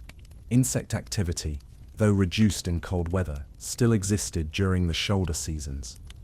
Smoke from burning moss or dung was sometimes used to keep flies away. Some communities dusted the drying fish with fine sand or ash to discourage insects, an unpleasant garnish, but one that brushed off easily once the fish hardened. Nothing about the process was elegant. It was effective. One particularly odd but clever technique: partial freezing. Some fish were frozen after gutting, then thawed slightly just enough to allow drying to resume. This killed surface bacteria and allowed people to dry food even in marginal conditions. The texture became chewier, the shelf life longer. Modern food safety guidelines would probably implode at the idea, but it worked. Drying wasn't limited to fish. Meat from seal, caribou, or even bird was dried in similar fashion, though with thicker cuts and longer drying times. Fish, however, were uniquely cooperative, thin, oily, high in protein, and less likely to attract bears, though there were always exceptions. To deter larger scavengers, drying racks were often built near shelters, where dogs and humans could keep watch. Children helped with drying. Their jobs included flipping fish, brushing off snow, checking for spoilage, and chasing away curious birds. They also learned to tell by smell and texture when a fish was done. A fully dried fish didn't just feel stiff, it had a particular bend, a creak when twisted, a smell that hinted at oil, but not decay. The evaluation was tactile, olfactory, and deeply specific. Storage followed. Dried fish were bundled, often wrapped in sealskin or stored in elevated caches. Elevation mattered. Rodents, foxes, and dogs had no respect for drying times or portion control. A misstep in storage could undo a month of work in a single night. Storage bags were sometimes dusted with snow before sealing to create an insulating crust. There was no marinating, seasoning, or finishing glaze. The point wasn't flavor, it was preservation. Once dried, the fish could be eaten as is, boiled to soften, or ground into meal. Some was pounded into powder and mixed with fat for high-calorie trail food. None of it tasted fresh. All of it could save a life. One fringe use for dried fish: trade. Among some Arctic communities, dried fish served as currency, gifts, or offerings in social negotiations. The value of a bundle wasn't just in its weight, it was in the trust that it had been dried properly. Bad fish wasn't just embarrassing, it was dangerous. A person who offered spoiled fish might not get a second invitation to anything. And finally, drying fish was seasonal rhythm. It marked the shift from desperation to planning, from surviving winter to preparing for the next one. Each fish hanging in the wind was a declaration. We made it this far, we intend to keep going. It wasn't art, and it wasn't gourmet. It was good enough. And that was everything. Keeping food safe in the Arctic required more than just cold air. Yes, everything was technically refrigerated, but predators didn't care about temperature. And the most persistent, resourceful, and infuriating of those predators, polar bear, intelligent, powerful, and entirely uninterested in respecting boundaries. Keeping them out of food stores wasn't just good planning, it was a full-time defensive operation. Polar bears have an extraordinary sense of smell. Estimates suggest they can detect a seal carcass from over 15 kilometers away. A well-packed food cache was basically a glowing beacon. No amount of snow, ice, or clever hiding masked the scent completely. So Arctic communities didn't try to make their food invisible, they made it as inconvenient as possible to reach. The first line of defense was elevation. Food was stored on tall platforms made of driftwood or stone, often balanced on narrow poles or stacked cairns. The idea wasn't that bears couldn't reach, it was that they couldn't do so without knocking the whole thing over, creating noise and giving people time to respond. Some platforms were rigged to collapse under too much weight, dumping the contents in the bear onto the ground in a chaotic mess that might convince the bear to look elsewhere. Entrances to caches were minimized. Small openings reduced scent leakage and prevented larger animals from squeezing in. In some cases, caches were partially buried in the permafrost or built into snowbanks, then sealed with stone slabs. These required tools or leverage to open skills that, thankfully, most bears did not possess. Yet, historians still argue whether polar bear avoidance strategies were purely defensive or also symbolic. In some cultures, stories framed bears as beings with near-human intelligence. Outwitting them wasn't just practical, it was respectful. Building a better cache wasn't about dominating nature, it was about passing the test. Dogs were another key deterrent. Sled dogs weren't just transportation, they were alarm systems. Tethered near food stores, they would bark or howl at the first sign of a bear, often before any human saw it. In some communities, caches were designed with lookout areas, so one person could monitor from above, while dogs served as early warning below. One particularly niche tactic: distraction caches. Small bundles of low-value meat or fish were placed a short distance from the main cache. These served as bait, something to attract a bear's attention and buy time. If the bear found the decoy first, it might be satisfied enough to leave the real storage alone. It didn't always work.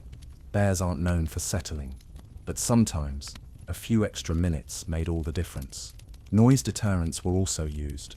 Hanging bones, shells, or hollow objects near food platforms created clatter when disturbed. It wasn't high-tech, but it worked. The Arctic was mostly silent. Any unexpected noise drew attention. Bears could be startled, or at least slowed down. Smell masking was attempted with mixed success. Some groups used strong-smelling moss or herbs to cover the scent of meat. Others wrapped food in layers of seal skin, fat side out, creating a barrier that confused scent trails. Snow was packed tightly around the base of the cache to freeze odors into place. Again, nothing was foolproof. The bear usually knew something was there, it just wasn't always willing to work that hard. Structural tricks were common. Caches were built with narrow poles that flexed under pressure, A human could scale it with balance and caution. A bear, with its bulk and impatience, often failed. Some caches included slippery surfaces, ice-covered stones or polished bones to make footing more difficult. In areas with access to whale bones, large jawbones were sometimes used to construct caches supports, creating a visual barrier that also functioned as a conversation piece. After raids, and they did happen, people rebuilt quickly. A ransacked cache was a crisis, not just a mess. Food lost to a bear could mean starvation. Community protocols kicked in. Neighbors shared rations, tools were lent, guards were posted. Future caches were rebuilt smarter, higher, weirder. Every failed cache taught something. No one made the same mistake twice. One fringe, but real method involved tying string or sinew around food bundles in complex knots. The theory wasn't that this would stop a bear, it wouldn't, but that it might slow down its progress or frustrate it long enough for someone to intervene. If the knotting failed, at least the mess would be contained in string, making cleanup easier. This perhaps says something about expectations. Cache location mattered. Wind direction was studied to reduce scent carry. Some caches were placed downwind from camp to protect people, others upwind to draw attention away from shelters. Bears were known to circle, wait, and return. A well-placed cache might not just survive, it might redirect the problem. Children were taught cache etiquette early. No climbing, no poking, no dropping fish on the trail, and no opening anything without permission. The idea was to minimize scent, protect the structure, and avoid attracting attention. Food security wasn't a background task, it was integrated into everyday behavior. Even the process of retrieving food was ritualized. People moved quickly, took what was needed, and resealed everything. No loitering, no leaving lids open, no just a minute. Every second counted. The less time the cache was open, the fewer particles escaped into the air. Bears weren't watching, but the wind was working against them constantly. Ultimately, food protection in the Arctic was an arms race between ingenuity and appetite. People had time, tools, and strategy. Bears had strength, persistence, and very little shame. Every winter, new tactics were tested. Every spring, stories were retold about the bear who figured out the latch, climbed the pole, or decided to sit on the entire cache until it gave up. And still, the food lasted. Sometimes, which given the odds, was a kind of victory all its own. Smoking wasn't widely advertised in Arctic communities, but it existed quietly, selectively, and often with herbs that no one would mistake for convenience store tobacco. Pipes and smoking mixtures played minor but persistent roles, woven into daily routines, relaxation, ritual, and even mild medicinal use. And while the image of stoic Arctic elders puffing thoughtfully into the wind isn't entirely wrong, it's also not the whole story. Pipes were personal. Crafted from carved bone, driftwood, or soft stone like soapstone, they varied by region and purpose. Some were small and discreet, designed to fit inside mittens or under parkas. Others were longer, more decorative, and used during social gatherings. The materials were chosen for function. Stone retained heat, bone stayed cool, and wood, when available, was prized for its rarity and easy carving. Smoking mixtures were not store-bought blends. They included dried leaves, mosses, roots, and occasionally bark or fungi, often mixed with animal fat to keep them from burning too quickly. In coastal regions, dried seaweed was added. Inland, dried willow or Labrador tea leaves were common. Tobacco, when it eventually arrived through trade, was added sparingly or hoarded like treasure. Usage was limited by both availability and practicality. In environments where keeping a flame going was already a challenge, lighting a pipe was not a casual act.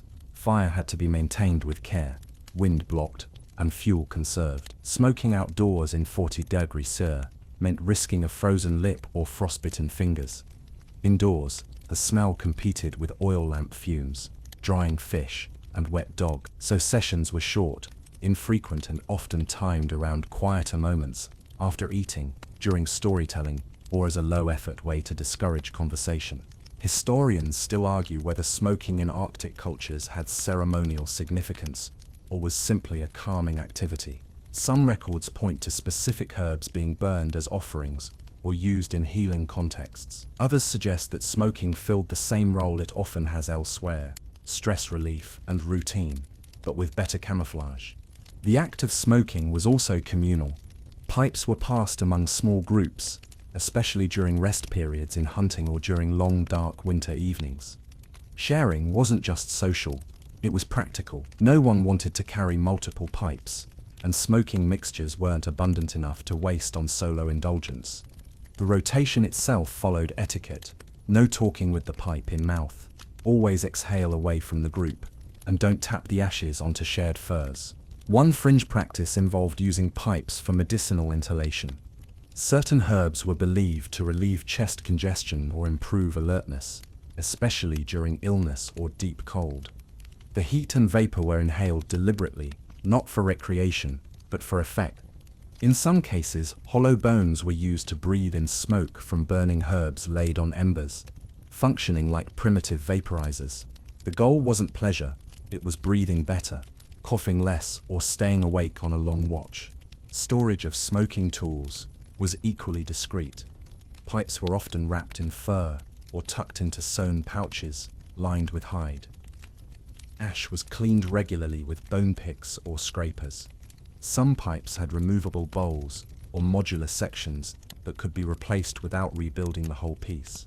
Over time, a pipe might gain decorations, small carvings, cord wrappings, or etchings that marked journeys or ownership. Children didn't smoke, but they noticed. They watched how adults packed mixtures, how long it took to light, how quickly a pipe was cleaned. The knowledge was absorbed passively. Later, they might craft toy pipes, mimicking the motions until they were old enough or considered trustworthy enough to use the real thing. Smoking was rarely forbidden, it was just delayed. One of the more curious facts: some Arctic pipes featured a bowl carved large enough for group use, but too large for solo smoking. These festival pipes, if they can be called that, were brought out during celebrations or ceremonial moments. Their size was symbolic as much as functional, signaling that what was being shared wasn't just herbs, but solidarity. Smoke served as more than an indulgence. In some cases, it was used to repel insects, mask human scent during hunting, or dry certain materials. Blowing smoke onto tools or garments was believed to soften them or drive away spirits. It's unclear how often this was practical versus habitual, but it happened often enough to get mentioned in oral accounts. When tobacco arrived, via trade routes, it changed habits subtly, but permanently. Imported tobacco was stronger, easier to burn, and often smoked more frequently, though still sparingly due to cost and scarcity. Some communities blended it with traditional herbs to stretch the supply. Others reserved it for elder use, ceremonial exchange, or as a trade item itself. Despite its presence, smoking wasn't central to Arctic life. It was background activity, tucked between essential tasks. It didn't define identity, but it marked moments: the pause after a successful hunt, the stillness during a blizzard, the shared quiet of people not needing to speak. Pipes cooled quickly. Ashes were swept away. But for a few minutes, smoke curled upward, indifferent to the cold, and made a little space where nothing urgent had to happen. And then, as always, something urgent did happen. So the pipe was put away, the ember doused, and life resumed, clean, cold, and a little sharper for the silence. Reading sea ice was a daily, life-preserving task in Arctic communities, one that made modern GPS systems look like mildly helpful suggestions. Unlike land ice or snowpack, sea ice was in constant motion, cracking, drifting, refreezing, breaking apart, and sometimes vanishing entirely, while someone was still standing on it. Understanding the edge of sea ice wasn't just about navigation, it was about not dying. The ice edge, where solid ice met open water, was both opportunity and danger. It was where seals surfaced to breathe, where fish migrated, where polar bears hunted, and where hunters followed.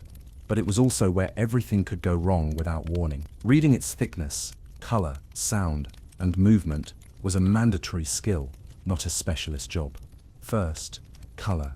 New ice, also called neeless, was thin and often appeared dark blue or nearly transparent. It looked beautiful, and was completely untrustworthy. Stepping on it was essentially volunteering to test hypothermia. Slightly older ice took on a milky or grayish hue as bubbles formed during freezing. This ice might support a small animal or a person with excellent luck and very low self-esteem, but wasn't considered reliable. Thick, multi-year ice was blue-white and ridged, often with layered snow and compressed patterns. This was the good stuff, strong, stable, and less likely to crack without warning. However, it was also heavy and more prone to calving away in large chunks if ocean currents shifted. Safety was never absolute, just comparative. Edges could look solid while floating loosely. One of the most dangerous scenarios was an invisible lid, a narrow stretch of open water between ice sheets that refroze overnight, forming a thin film. Under snowfall, it was indistinguishable from surrounding ice. Step into it, and the surface crumbled. Hunters probed constantly with long poles, tapping, listening, and watching for the slight give or tonal shift that signaled bad ice. These weren't rituals, they were version 1. Historians still argue whether some communities developed standardized maps of local ice conditions, or relied purely on memory and observation. While no physical maps survived, oral mapping traditions were incredibly precise. A grandfather might say, 3 knife throws beyond the 3rd ridge, the ice peels westward. That wasn't poetic, it was cartography. Ice pressure ridges, piles of ice created when sheets crashed into each other, served as markers and warnings. Fresh ridges meant movement. Crossing one could mean crossing a stress point, where further cracks might radiate without warning. But some hunters used them as windbreaks or travel guides, especially during whiteout conditions. Ice was never one thing. It was structure, hazard, and compass all at once. Sound was a major diagnostic tool. Stable ice made groaning, echoing creaks underfoot. Unsafe ice popped, snapped, or worse, stayed silent. Silence meant thinness, water, or open leads muffled by wind. No noise was rarely good news. One fringe observation method involved using snowdrifts. On moving sea ice, snow patterns formed differently than on stable surfaces. Drifts that looked soft or lacked usual ripple patterns hinted at recent movement, possibly due to under-ice currents or wind pushing the sheet. Some people could recognize these patterns instantly, even in poor visibility. Animal behavior also helped. Seals avoided unstable edges. Polar bears preferred certain ice types when hunting. Birds circling over water often indicated a lead, even if the water couldn't be seen. Dogs, especially those with experience, were reluctant to cross certain zones. If a lead dog refused to move forward, no one argued. That dog had already heard or smelled something important. Travelers used hand-drawn sleds with wide runners to distribute weight and reduce pressure on the ice. Still, speed mattered. The faster one moved, the less time was spent on any single point. Some travelers timed their crossings with the tide cycle, using slack water, the brief period between tides, to reduce the risk of current-driven ice movement. In some areas, people intentionally traveled across ice bridges, narrow, naturally formed connections between thicker ice flows. These were shortcuts, but only if they hadn't already cracked. Locals marked them with snow piles, rocks or sticks during safe season. Later, others could check these markers for signs of collapse, tilted rocks, disturbed snow, or fresh cracks beneath. Storage caches were also built on sea ice during winter, temporary meat lockers held aloft by confidence and tradition. These caches had to be retrieved before the spring melt. Waiting too long meant watching one's winter rations float out to sea, sometimes with bare claw marks for added drama. One particularly unusual technique, ice reflection. Some hunters observed the brightness and glare of the ice in morning light. Thin ice reflected less and absorbed more color from the sky. Thicker ice glared brighter, more evenly. It wasn't a foolproof system, but when every step counted, even subtle optical clues became part of the toolbox. Children were trained early. They practiced hopping between cracks, sliding on safe patches, and recognizing the sound difference between strong and weak ice. Games weren't just play, they were survival drills. Learning how to fall and how not to panic was as essential as knowing when to stop walking. And sometimes, people got it wrong. The ice shifted, a lid opened, a dog team vanished. These stories weren't rare. They were built into the seasonal rhythm. Mourning was part of the learning curve. But so was adaptation. Survivors changed routes, updated mental maps, shared warnings, and kept going. The ice edge was never still, never finished. It advanced and retreated with tides, temperature, and wind. But it wasn't unknowable. It just refused to explain itself twice the same way. Understanding it meant watching, listening, remembering, and always testing. Because the edge didn't care if someone was ready. It only cared if they were paying attention. The Arctic didn't run on calendars. It ran on signs. Subtle shifts in snow texture, cloud color, wind tone, and animal behavior that together whispered, change is coming. Seasons weren't divided by months or equinoxes. They were marked by observable phenomena, the kind of clues that modern people usually ignore while checking their phone's weather app from a heated room. This meant seasonal shifts weren't announced. They had to be interpreted. One of the earliest signs of transition was the behavior of the snow. Late winter snow stopped squeaking underfoot. Dry, powdery flakes made that high-pitched crunch because of their crystalline structure. As temperatures rose, the structure changed, absorbing more moisture. The crunch dulled, then vanished. No announcement, no ceremony, just softer footsteps and a sense that walking had gotten easier or more dangerous. The next clue, the way snow stuck to things. Freshly fallen snow that clung to sled runners, animal fur, or boot soles indicated rising humidity. Snow that slid off easily meant the air was still cold and dry. These shifts mattered. Sticky snow meant slush was coming. Slush meant wet dogs, wet socks, and tools that suddenly didn't work. Sunlight changed color too. In deep winter, sunlight, when it existed, was bluish and sharp. As spring approached, the light took on a yellow cast. Shadows shortened. Reflections became intense. People noticed how light bounced off the snow differently. The glare could blind, but it also revealed hidden ridges, melt lines, or air pockets in the drifts. Nothing dramatic, just a new palette that hinted at a thaw. Historians still argue whether this kind of environmental tracking counts as a calendar system or just intuitive memory. Some anthropologists point to oral traditions that divided the year into 5 or 6 distinct periods: early winter, midwinter, spring melt, etc., based on these kinds of markers. Others argue the concept of calendar is misleading here. Arctic people didn't measure time, they read. Animal cues were especially important. Birds returned, but not all at once. A single snow bunting or ptarmigan appearing near camp was noted. If it nested or lingered, that meant the change was real. If it vanished again, maybe not yet. Seals hauled out on different kinds of ice. Fish moved differently under the surface. Foxes shed their winter coats first around the ears, then the legs. If that happened early, people adjusted their plans accordingly. Dogs changed too.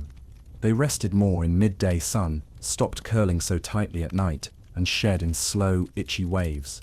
Their energy shifted, less frantic, more relaxed, like they could smell the water returning beneath the ice, which they probably could. Clouds offered signs, although not always obvious ones.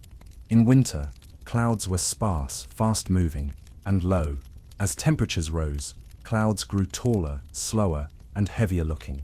A sky that had been flat grey for months suddenly showed gradients, layers, and movement. Certain cloud types, like high, thin cirrus, indicated a major shift within days. People didn't name the clouds, they just remembered them. Another quiet signal, the reappearance of moisture.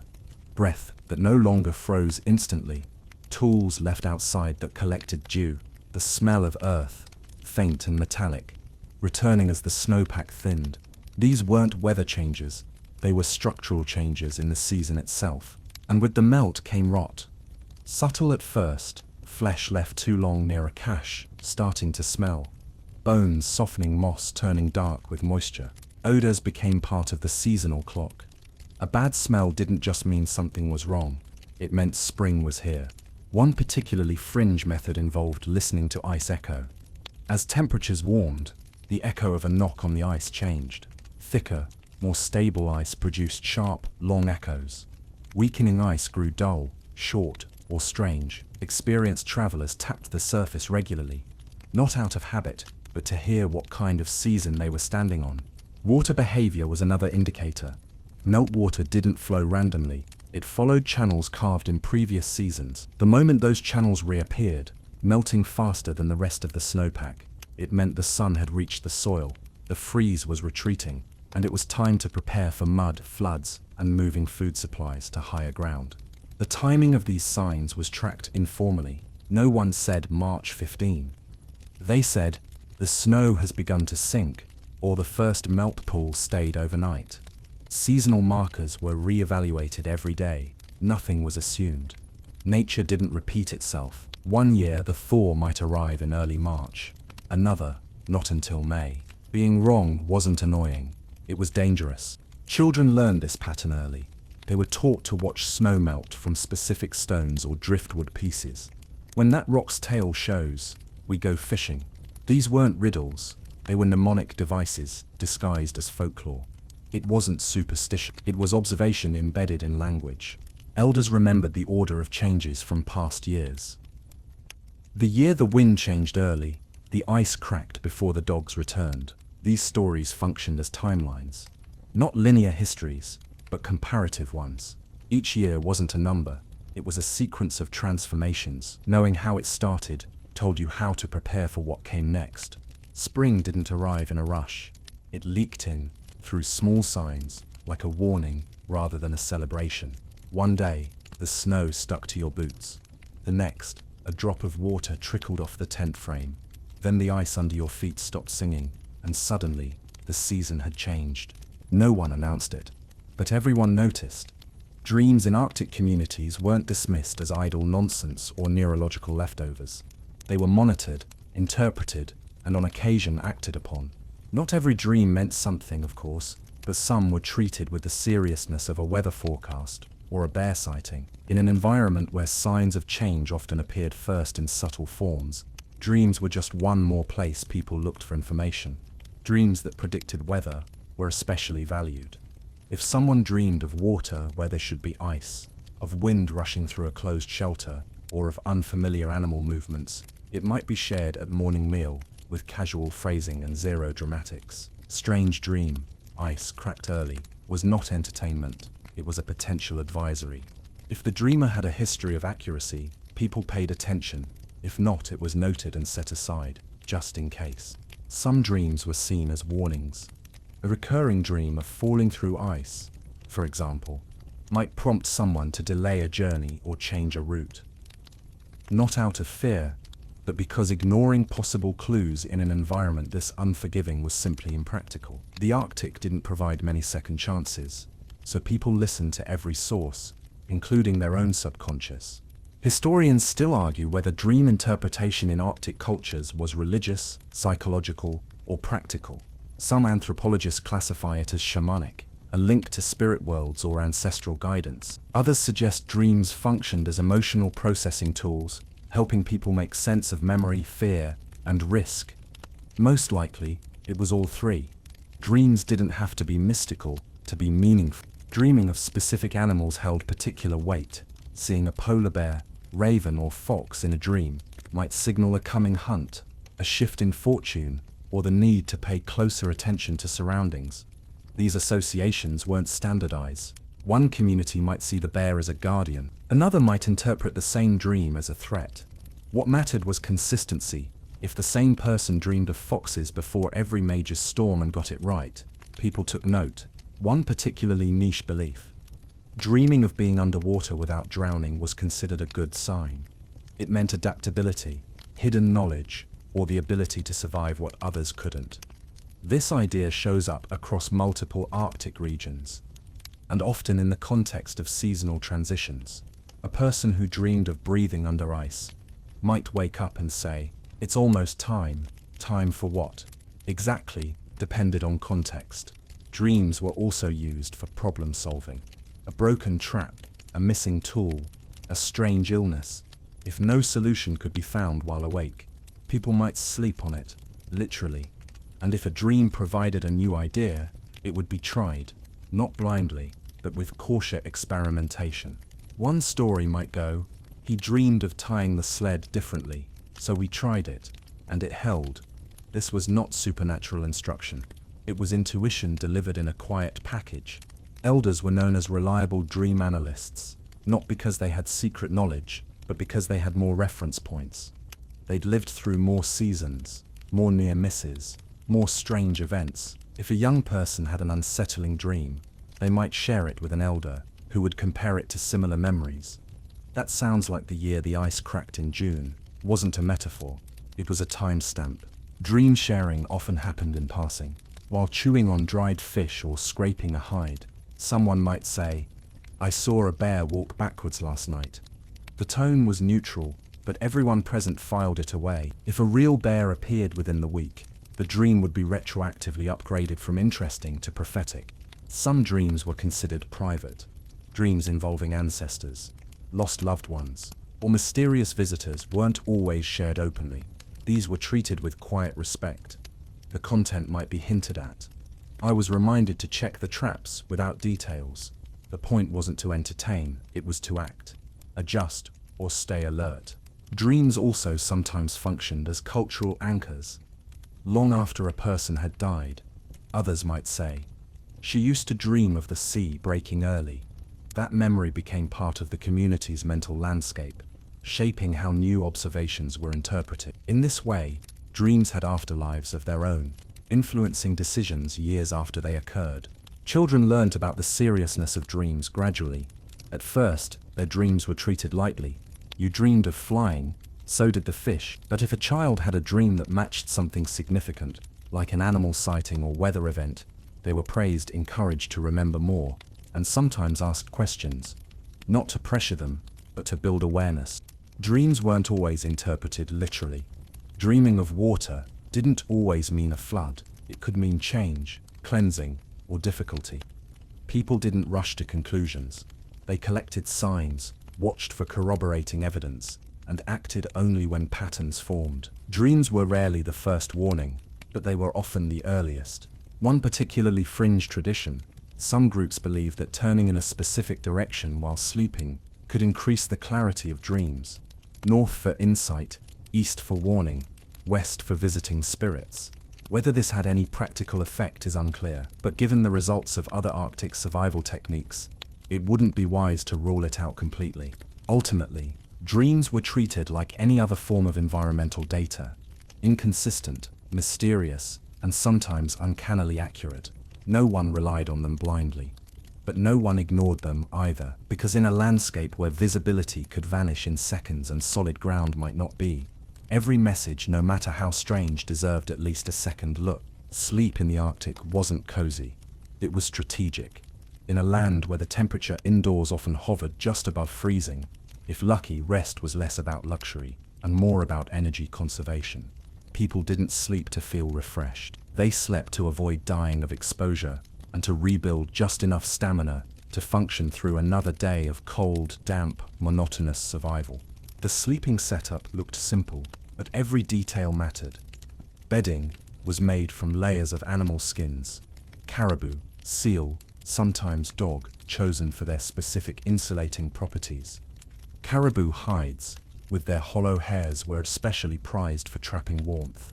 These were laid fur side down to create a buffer between the body and the cold ground, with additional layers piled on top, fur side up, to trap body heat. The result, a kind of meat and fur sandwich with the sleeper in the middle, trying not to breathe too deeply, lest the condensation freeze on their eyebrows. People slept close, very close. Entire families bundled together under shared coverings, with no real concept of personal space. Once temperatures dropped, body heat was the main heating system. Children were often placed between adults or against the inside wall of a shelter to minimize heat loss. Elders got the most sheltered spots, not out of sentimentality, but because they were the most vulnerable to cold and least likely to recover from a bad night. Historians still argue whether sleeping arrangements followed strict hierarchies or if they were adjusted seasonally and situationally. Some sources suggest fixed positions, elders to the back, children in the middle, adults forming a windbreak. Others note that illness, recent arguments, or even who had eaten the most that day might subtly reshuffle the pile. Movement during sleep was limited. Too much shifting risked displacing the careful balance of hides and letting in cold air. People trained themselves to sleep in one or two fixed positions, often curled tightly to conserve warmth. Arms were tucked in, faces were hidden behind hands or fur. Breathing holes were carved into coverings to prevent suffocation or frostbite from accumulated condensation. Waking up wasn't abrupt. It was slow, incremental, and usually tied to light, sound, or smell, particularly the smell of lamp smoke or cooking fat. There were no alarms. No one needed them. The body, surrounded by ice and silence, kept its own time. Some woke to feed the oil lamp, check for dripping ice, or tend to dogs. Sleep was a shared rhythm, and rest came in fragments. Sleep duration changed with the seasons. In winter, with darkness lasting for days or weeks, people slept in intervals, sometimes more than once per day, sometimes less. There was no 9-to-5 structure. Tasks were performed when conditions allowed, and sleep filled the gaps. In summer, with constant light, sleep patterns broke into shorter bursts. People napped when they could, and relied on heavy hides and dark corners to simulate night. One fringe observation: people often fell asleep faster when storms were approaching. The combination of low barometric pressure, ambient cold, and reduced visibility created a sense of enclosure that encouraged rest, assuming one wasn't actively being snowed in. Some even claimed to dream more vividly during these periods, though this might have had more to do with prolonged indoor confinement than meteorology. Dreams, when remembered, were sometimes discussed quietly upon waking. If they contained useful warnings or strange symbolism, they might be passed along. If they were disturbing, the response was often a firm shake of the head and the decision not to share. No one wanted to bring bad energy into a shelter already at maximum capacity. Snoring was tolerated, up to a point. If someone disturbed the group's sleep too often, they were nudged, rolled over, or in some cases exiled to the edge of the bedding arrangement, closer to the cold. A subtle but effective form of behavioral correction. Clothing during sleep depended on temperature. In milder seasons, people sometimes slept nude under furs to let skin breathe and reduce moisture buildup. In winter, sleeping in full gear minus the outermost layer was standard. Boots were often removed to dry, but kept within arm's reach. Sleeping without them risked waking up to find them frozen solid or chewed by a dog. Children learned to sleep through noise, movement, and discomfort. Babies were bundled into hooded parkas worn by their parents during the day, then transferred directly into the bedding layers at night. Their exposure to light, temperature, and routine was constant. Sleep training, as modern people call it, wasn't a topic. It happened naturally, or didn't. One particular practice: warming stones. Smooth rocks, heated near the oil lamp or in boiled water, were wrapped in hide and tucked near the body or under bedding. They didn't stay warm long, but they bought a few precious minutes of comfort. Used properly, they reduced the risk of cold-related injuries. Used poorly, they burned holes in furs or cracked from thermal shock. Either way, they were carefully monitored. Sleep also doubled as a weather monitoring system. People paid attention to how cold it felt overnight, how dry the air was inside the shelter, how much ice had formed around breathing holes. Waking up with a layer of frost on one's face was not rare. It was a metric. And finally, sleep was not the goal. It was a tool, a way to store warmth, preserve energy, and hold still long enough for the weather to pass or the light to return. There was no bedtime routine, no meditation, no turning off the day. There was only the closing of eyes, the curling of limbs, and the quiet hope that the lamp wouldn't go out before morning. Silence in the Arctic wasn't the absence of sound. It was a presence of its own. It was thick, weighty, and full of information. For communities that lived there, silence wasn't something to be filled. It was something to be read. In a landscape where sound could travel for miles and survival often depended on noticing tiny changes, silence was never just background noise. It was a signal. The most obvious kind of silence was environmental. No birds, no wind, No dogs barking. A stillness so complete it seemed to press against the skin. At first it might feel peaceful, but experienced Arctic dwellers knew better. Absolute quiet often meant the weather was turning, or worse, about air pressure dropping, wind preparing to shift, ice tensing just before it cracked. People didn't relax when things went silent. They listened harder. Snowfall changed the acoustics too. Light snow muffled sound, dulled footsteps, and erased echoes. Heavy snow, especially wet snow, made the world feel vacuum-sealed. During those times, someone walking 10 meters away might vanish in both sight and sound. This kind of silence was particularly dangerous. It didn't just hide sound, it made people forget how far apart they were. Inside shelters, silence had its own texture. Oil lamps hissed. Dogs occasionally sighed or shuffled. But in between, long stretches of nothing stretched out. No buzzing appliances, no distant hum of traffic, just the soft creak of bone tools, the whisper of fur against fur, or the sound of someone's breath shifting in sleep. Conversations happened in low tones, or not at all. Silence wasn't awkward, it was efficient. Historians still argue whether the Arctic's emphasis on quiet created more reflective people, or whether silence simply became the only acceptable norm when sound could alert predators or disrupt weather reading. Either way, noise for its own sake was considered wasteful. A child chattering too loudly might be hushed, not to be rude, but because people were trying to hear the wind. One fringe observation: some Arctic travelers claimed they could hear their own heartbeat echo through ice if they stood still long enough. Whether this was literal or metaphorical didn't really matter. The point was that silence wasn't empty, it amplified whatever was left. Ice had moods. It groaned, popped, whispered, or stayed silent. A night with no ice sounds at all meant something had changed. Either the pressure was stabilizing or about to release violently. Hunters tuned into these variations like musicians to key changes, and they didn't talk over them. Animals responded too. Dogs grew quiet before storms. Birds vanished entirely. Seals stopped surfacing. That collective retreat into silence wasn't coincidence. It was cue and warning rolled into one. Arctic people learned to move more cautiously in such moments, to speak less, to touch tools rather than grip them, to watch instead of guess. Silence also created space for memory. In long, dark winters, stories were told not in bursts, but in measured phrases, with long pauses between lines. Silence gave weight to meaning.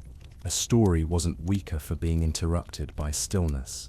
It was stronger. The listener had time to think, to remember, to let the words settle. No one rushed. No one filled the gaps just to keep the air busy.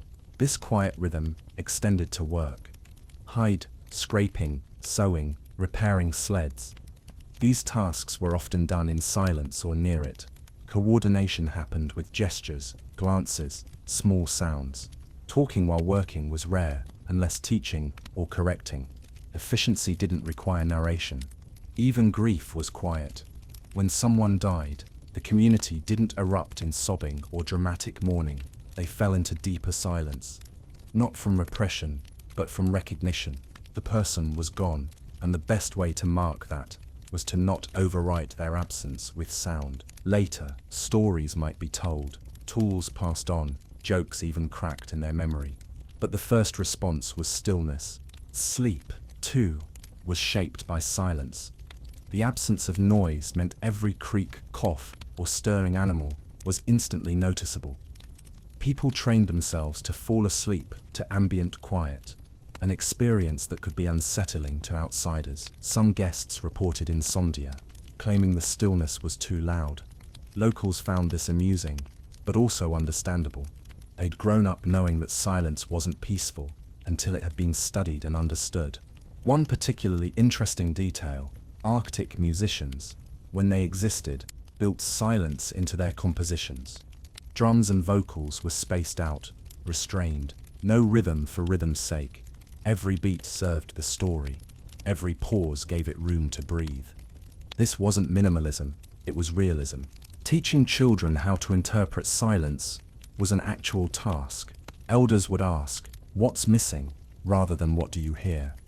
A child who noticed that the birds were gone, that the snow wasn't squeaking, or that the ice had stopped talking was praised, not for guessing, but for listening.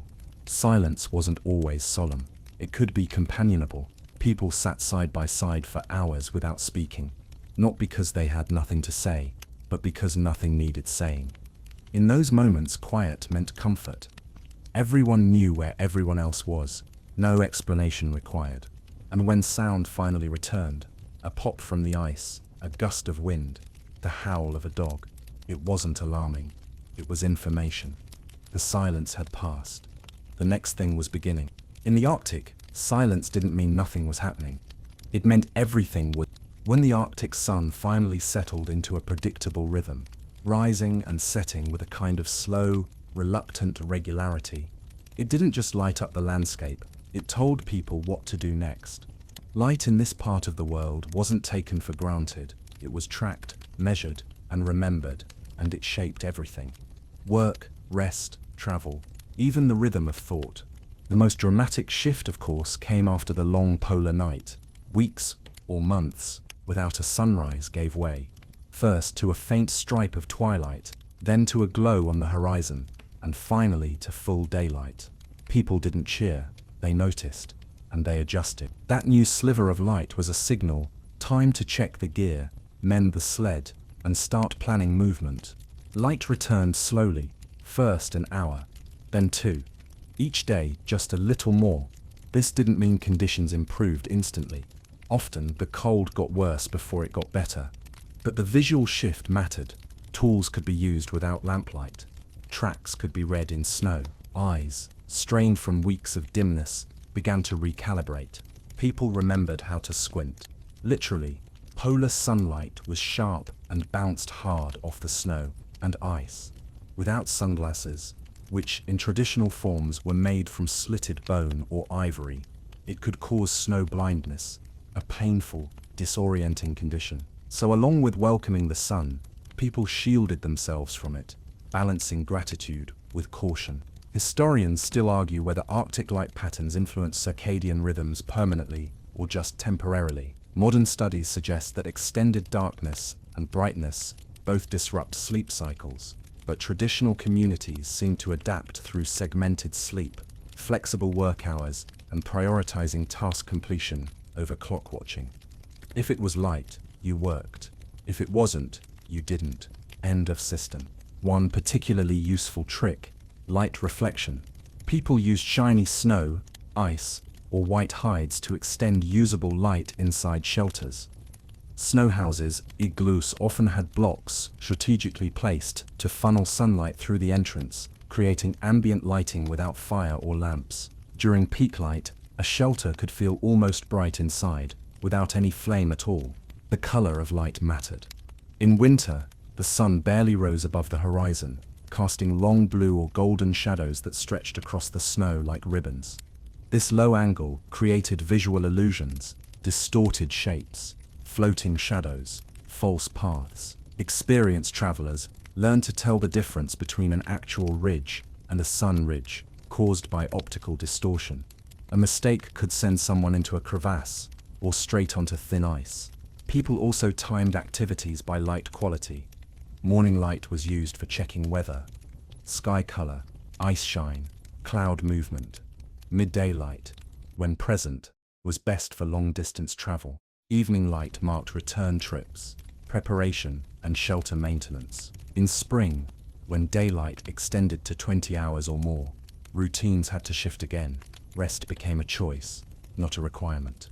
One fringe technique: using snow surface reflection to tell time. The angle and brightness of snow glare changed throughout the day.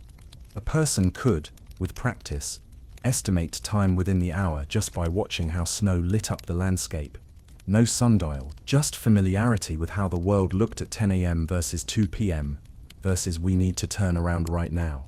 Children were taught to read light by watching shadows. How long is your shadow on packed snow? Where does it fall compared to morning?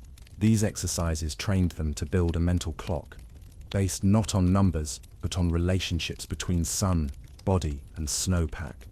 It wasn't math, It was embedded awareness. Light also affected animal behavior. Seals hauled out more during certain light conditions. Birds returned in stages. Fish migrated under shifting ice sheets as sunlight filtered through new cracks. People noticed, if the light changed, the animals moved. If the animals moved, so did the people. Sewing, crafting, and carving all responded to light. In deep winter, these tasks relied on lamp glow, but once real daylight returned, detail work improved. Patterns could be etched more cleanly, bone could be carved without squinting, even fur could be sorted more accurately. Whiter shades for visibility, darker ones for concealment. And then there was mood. Arctic communities knew that light lifted it.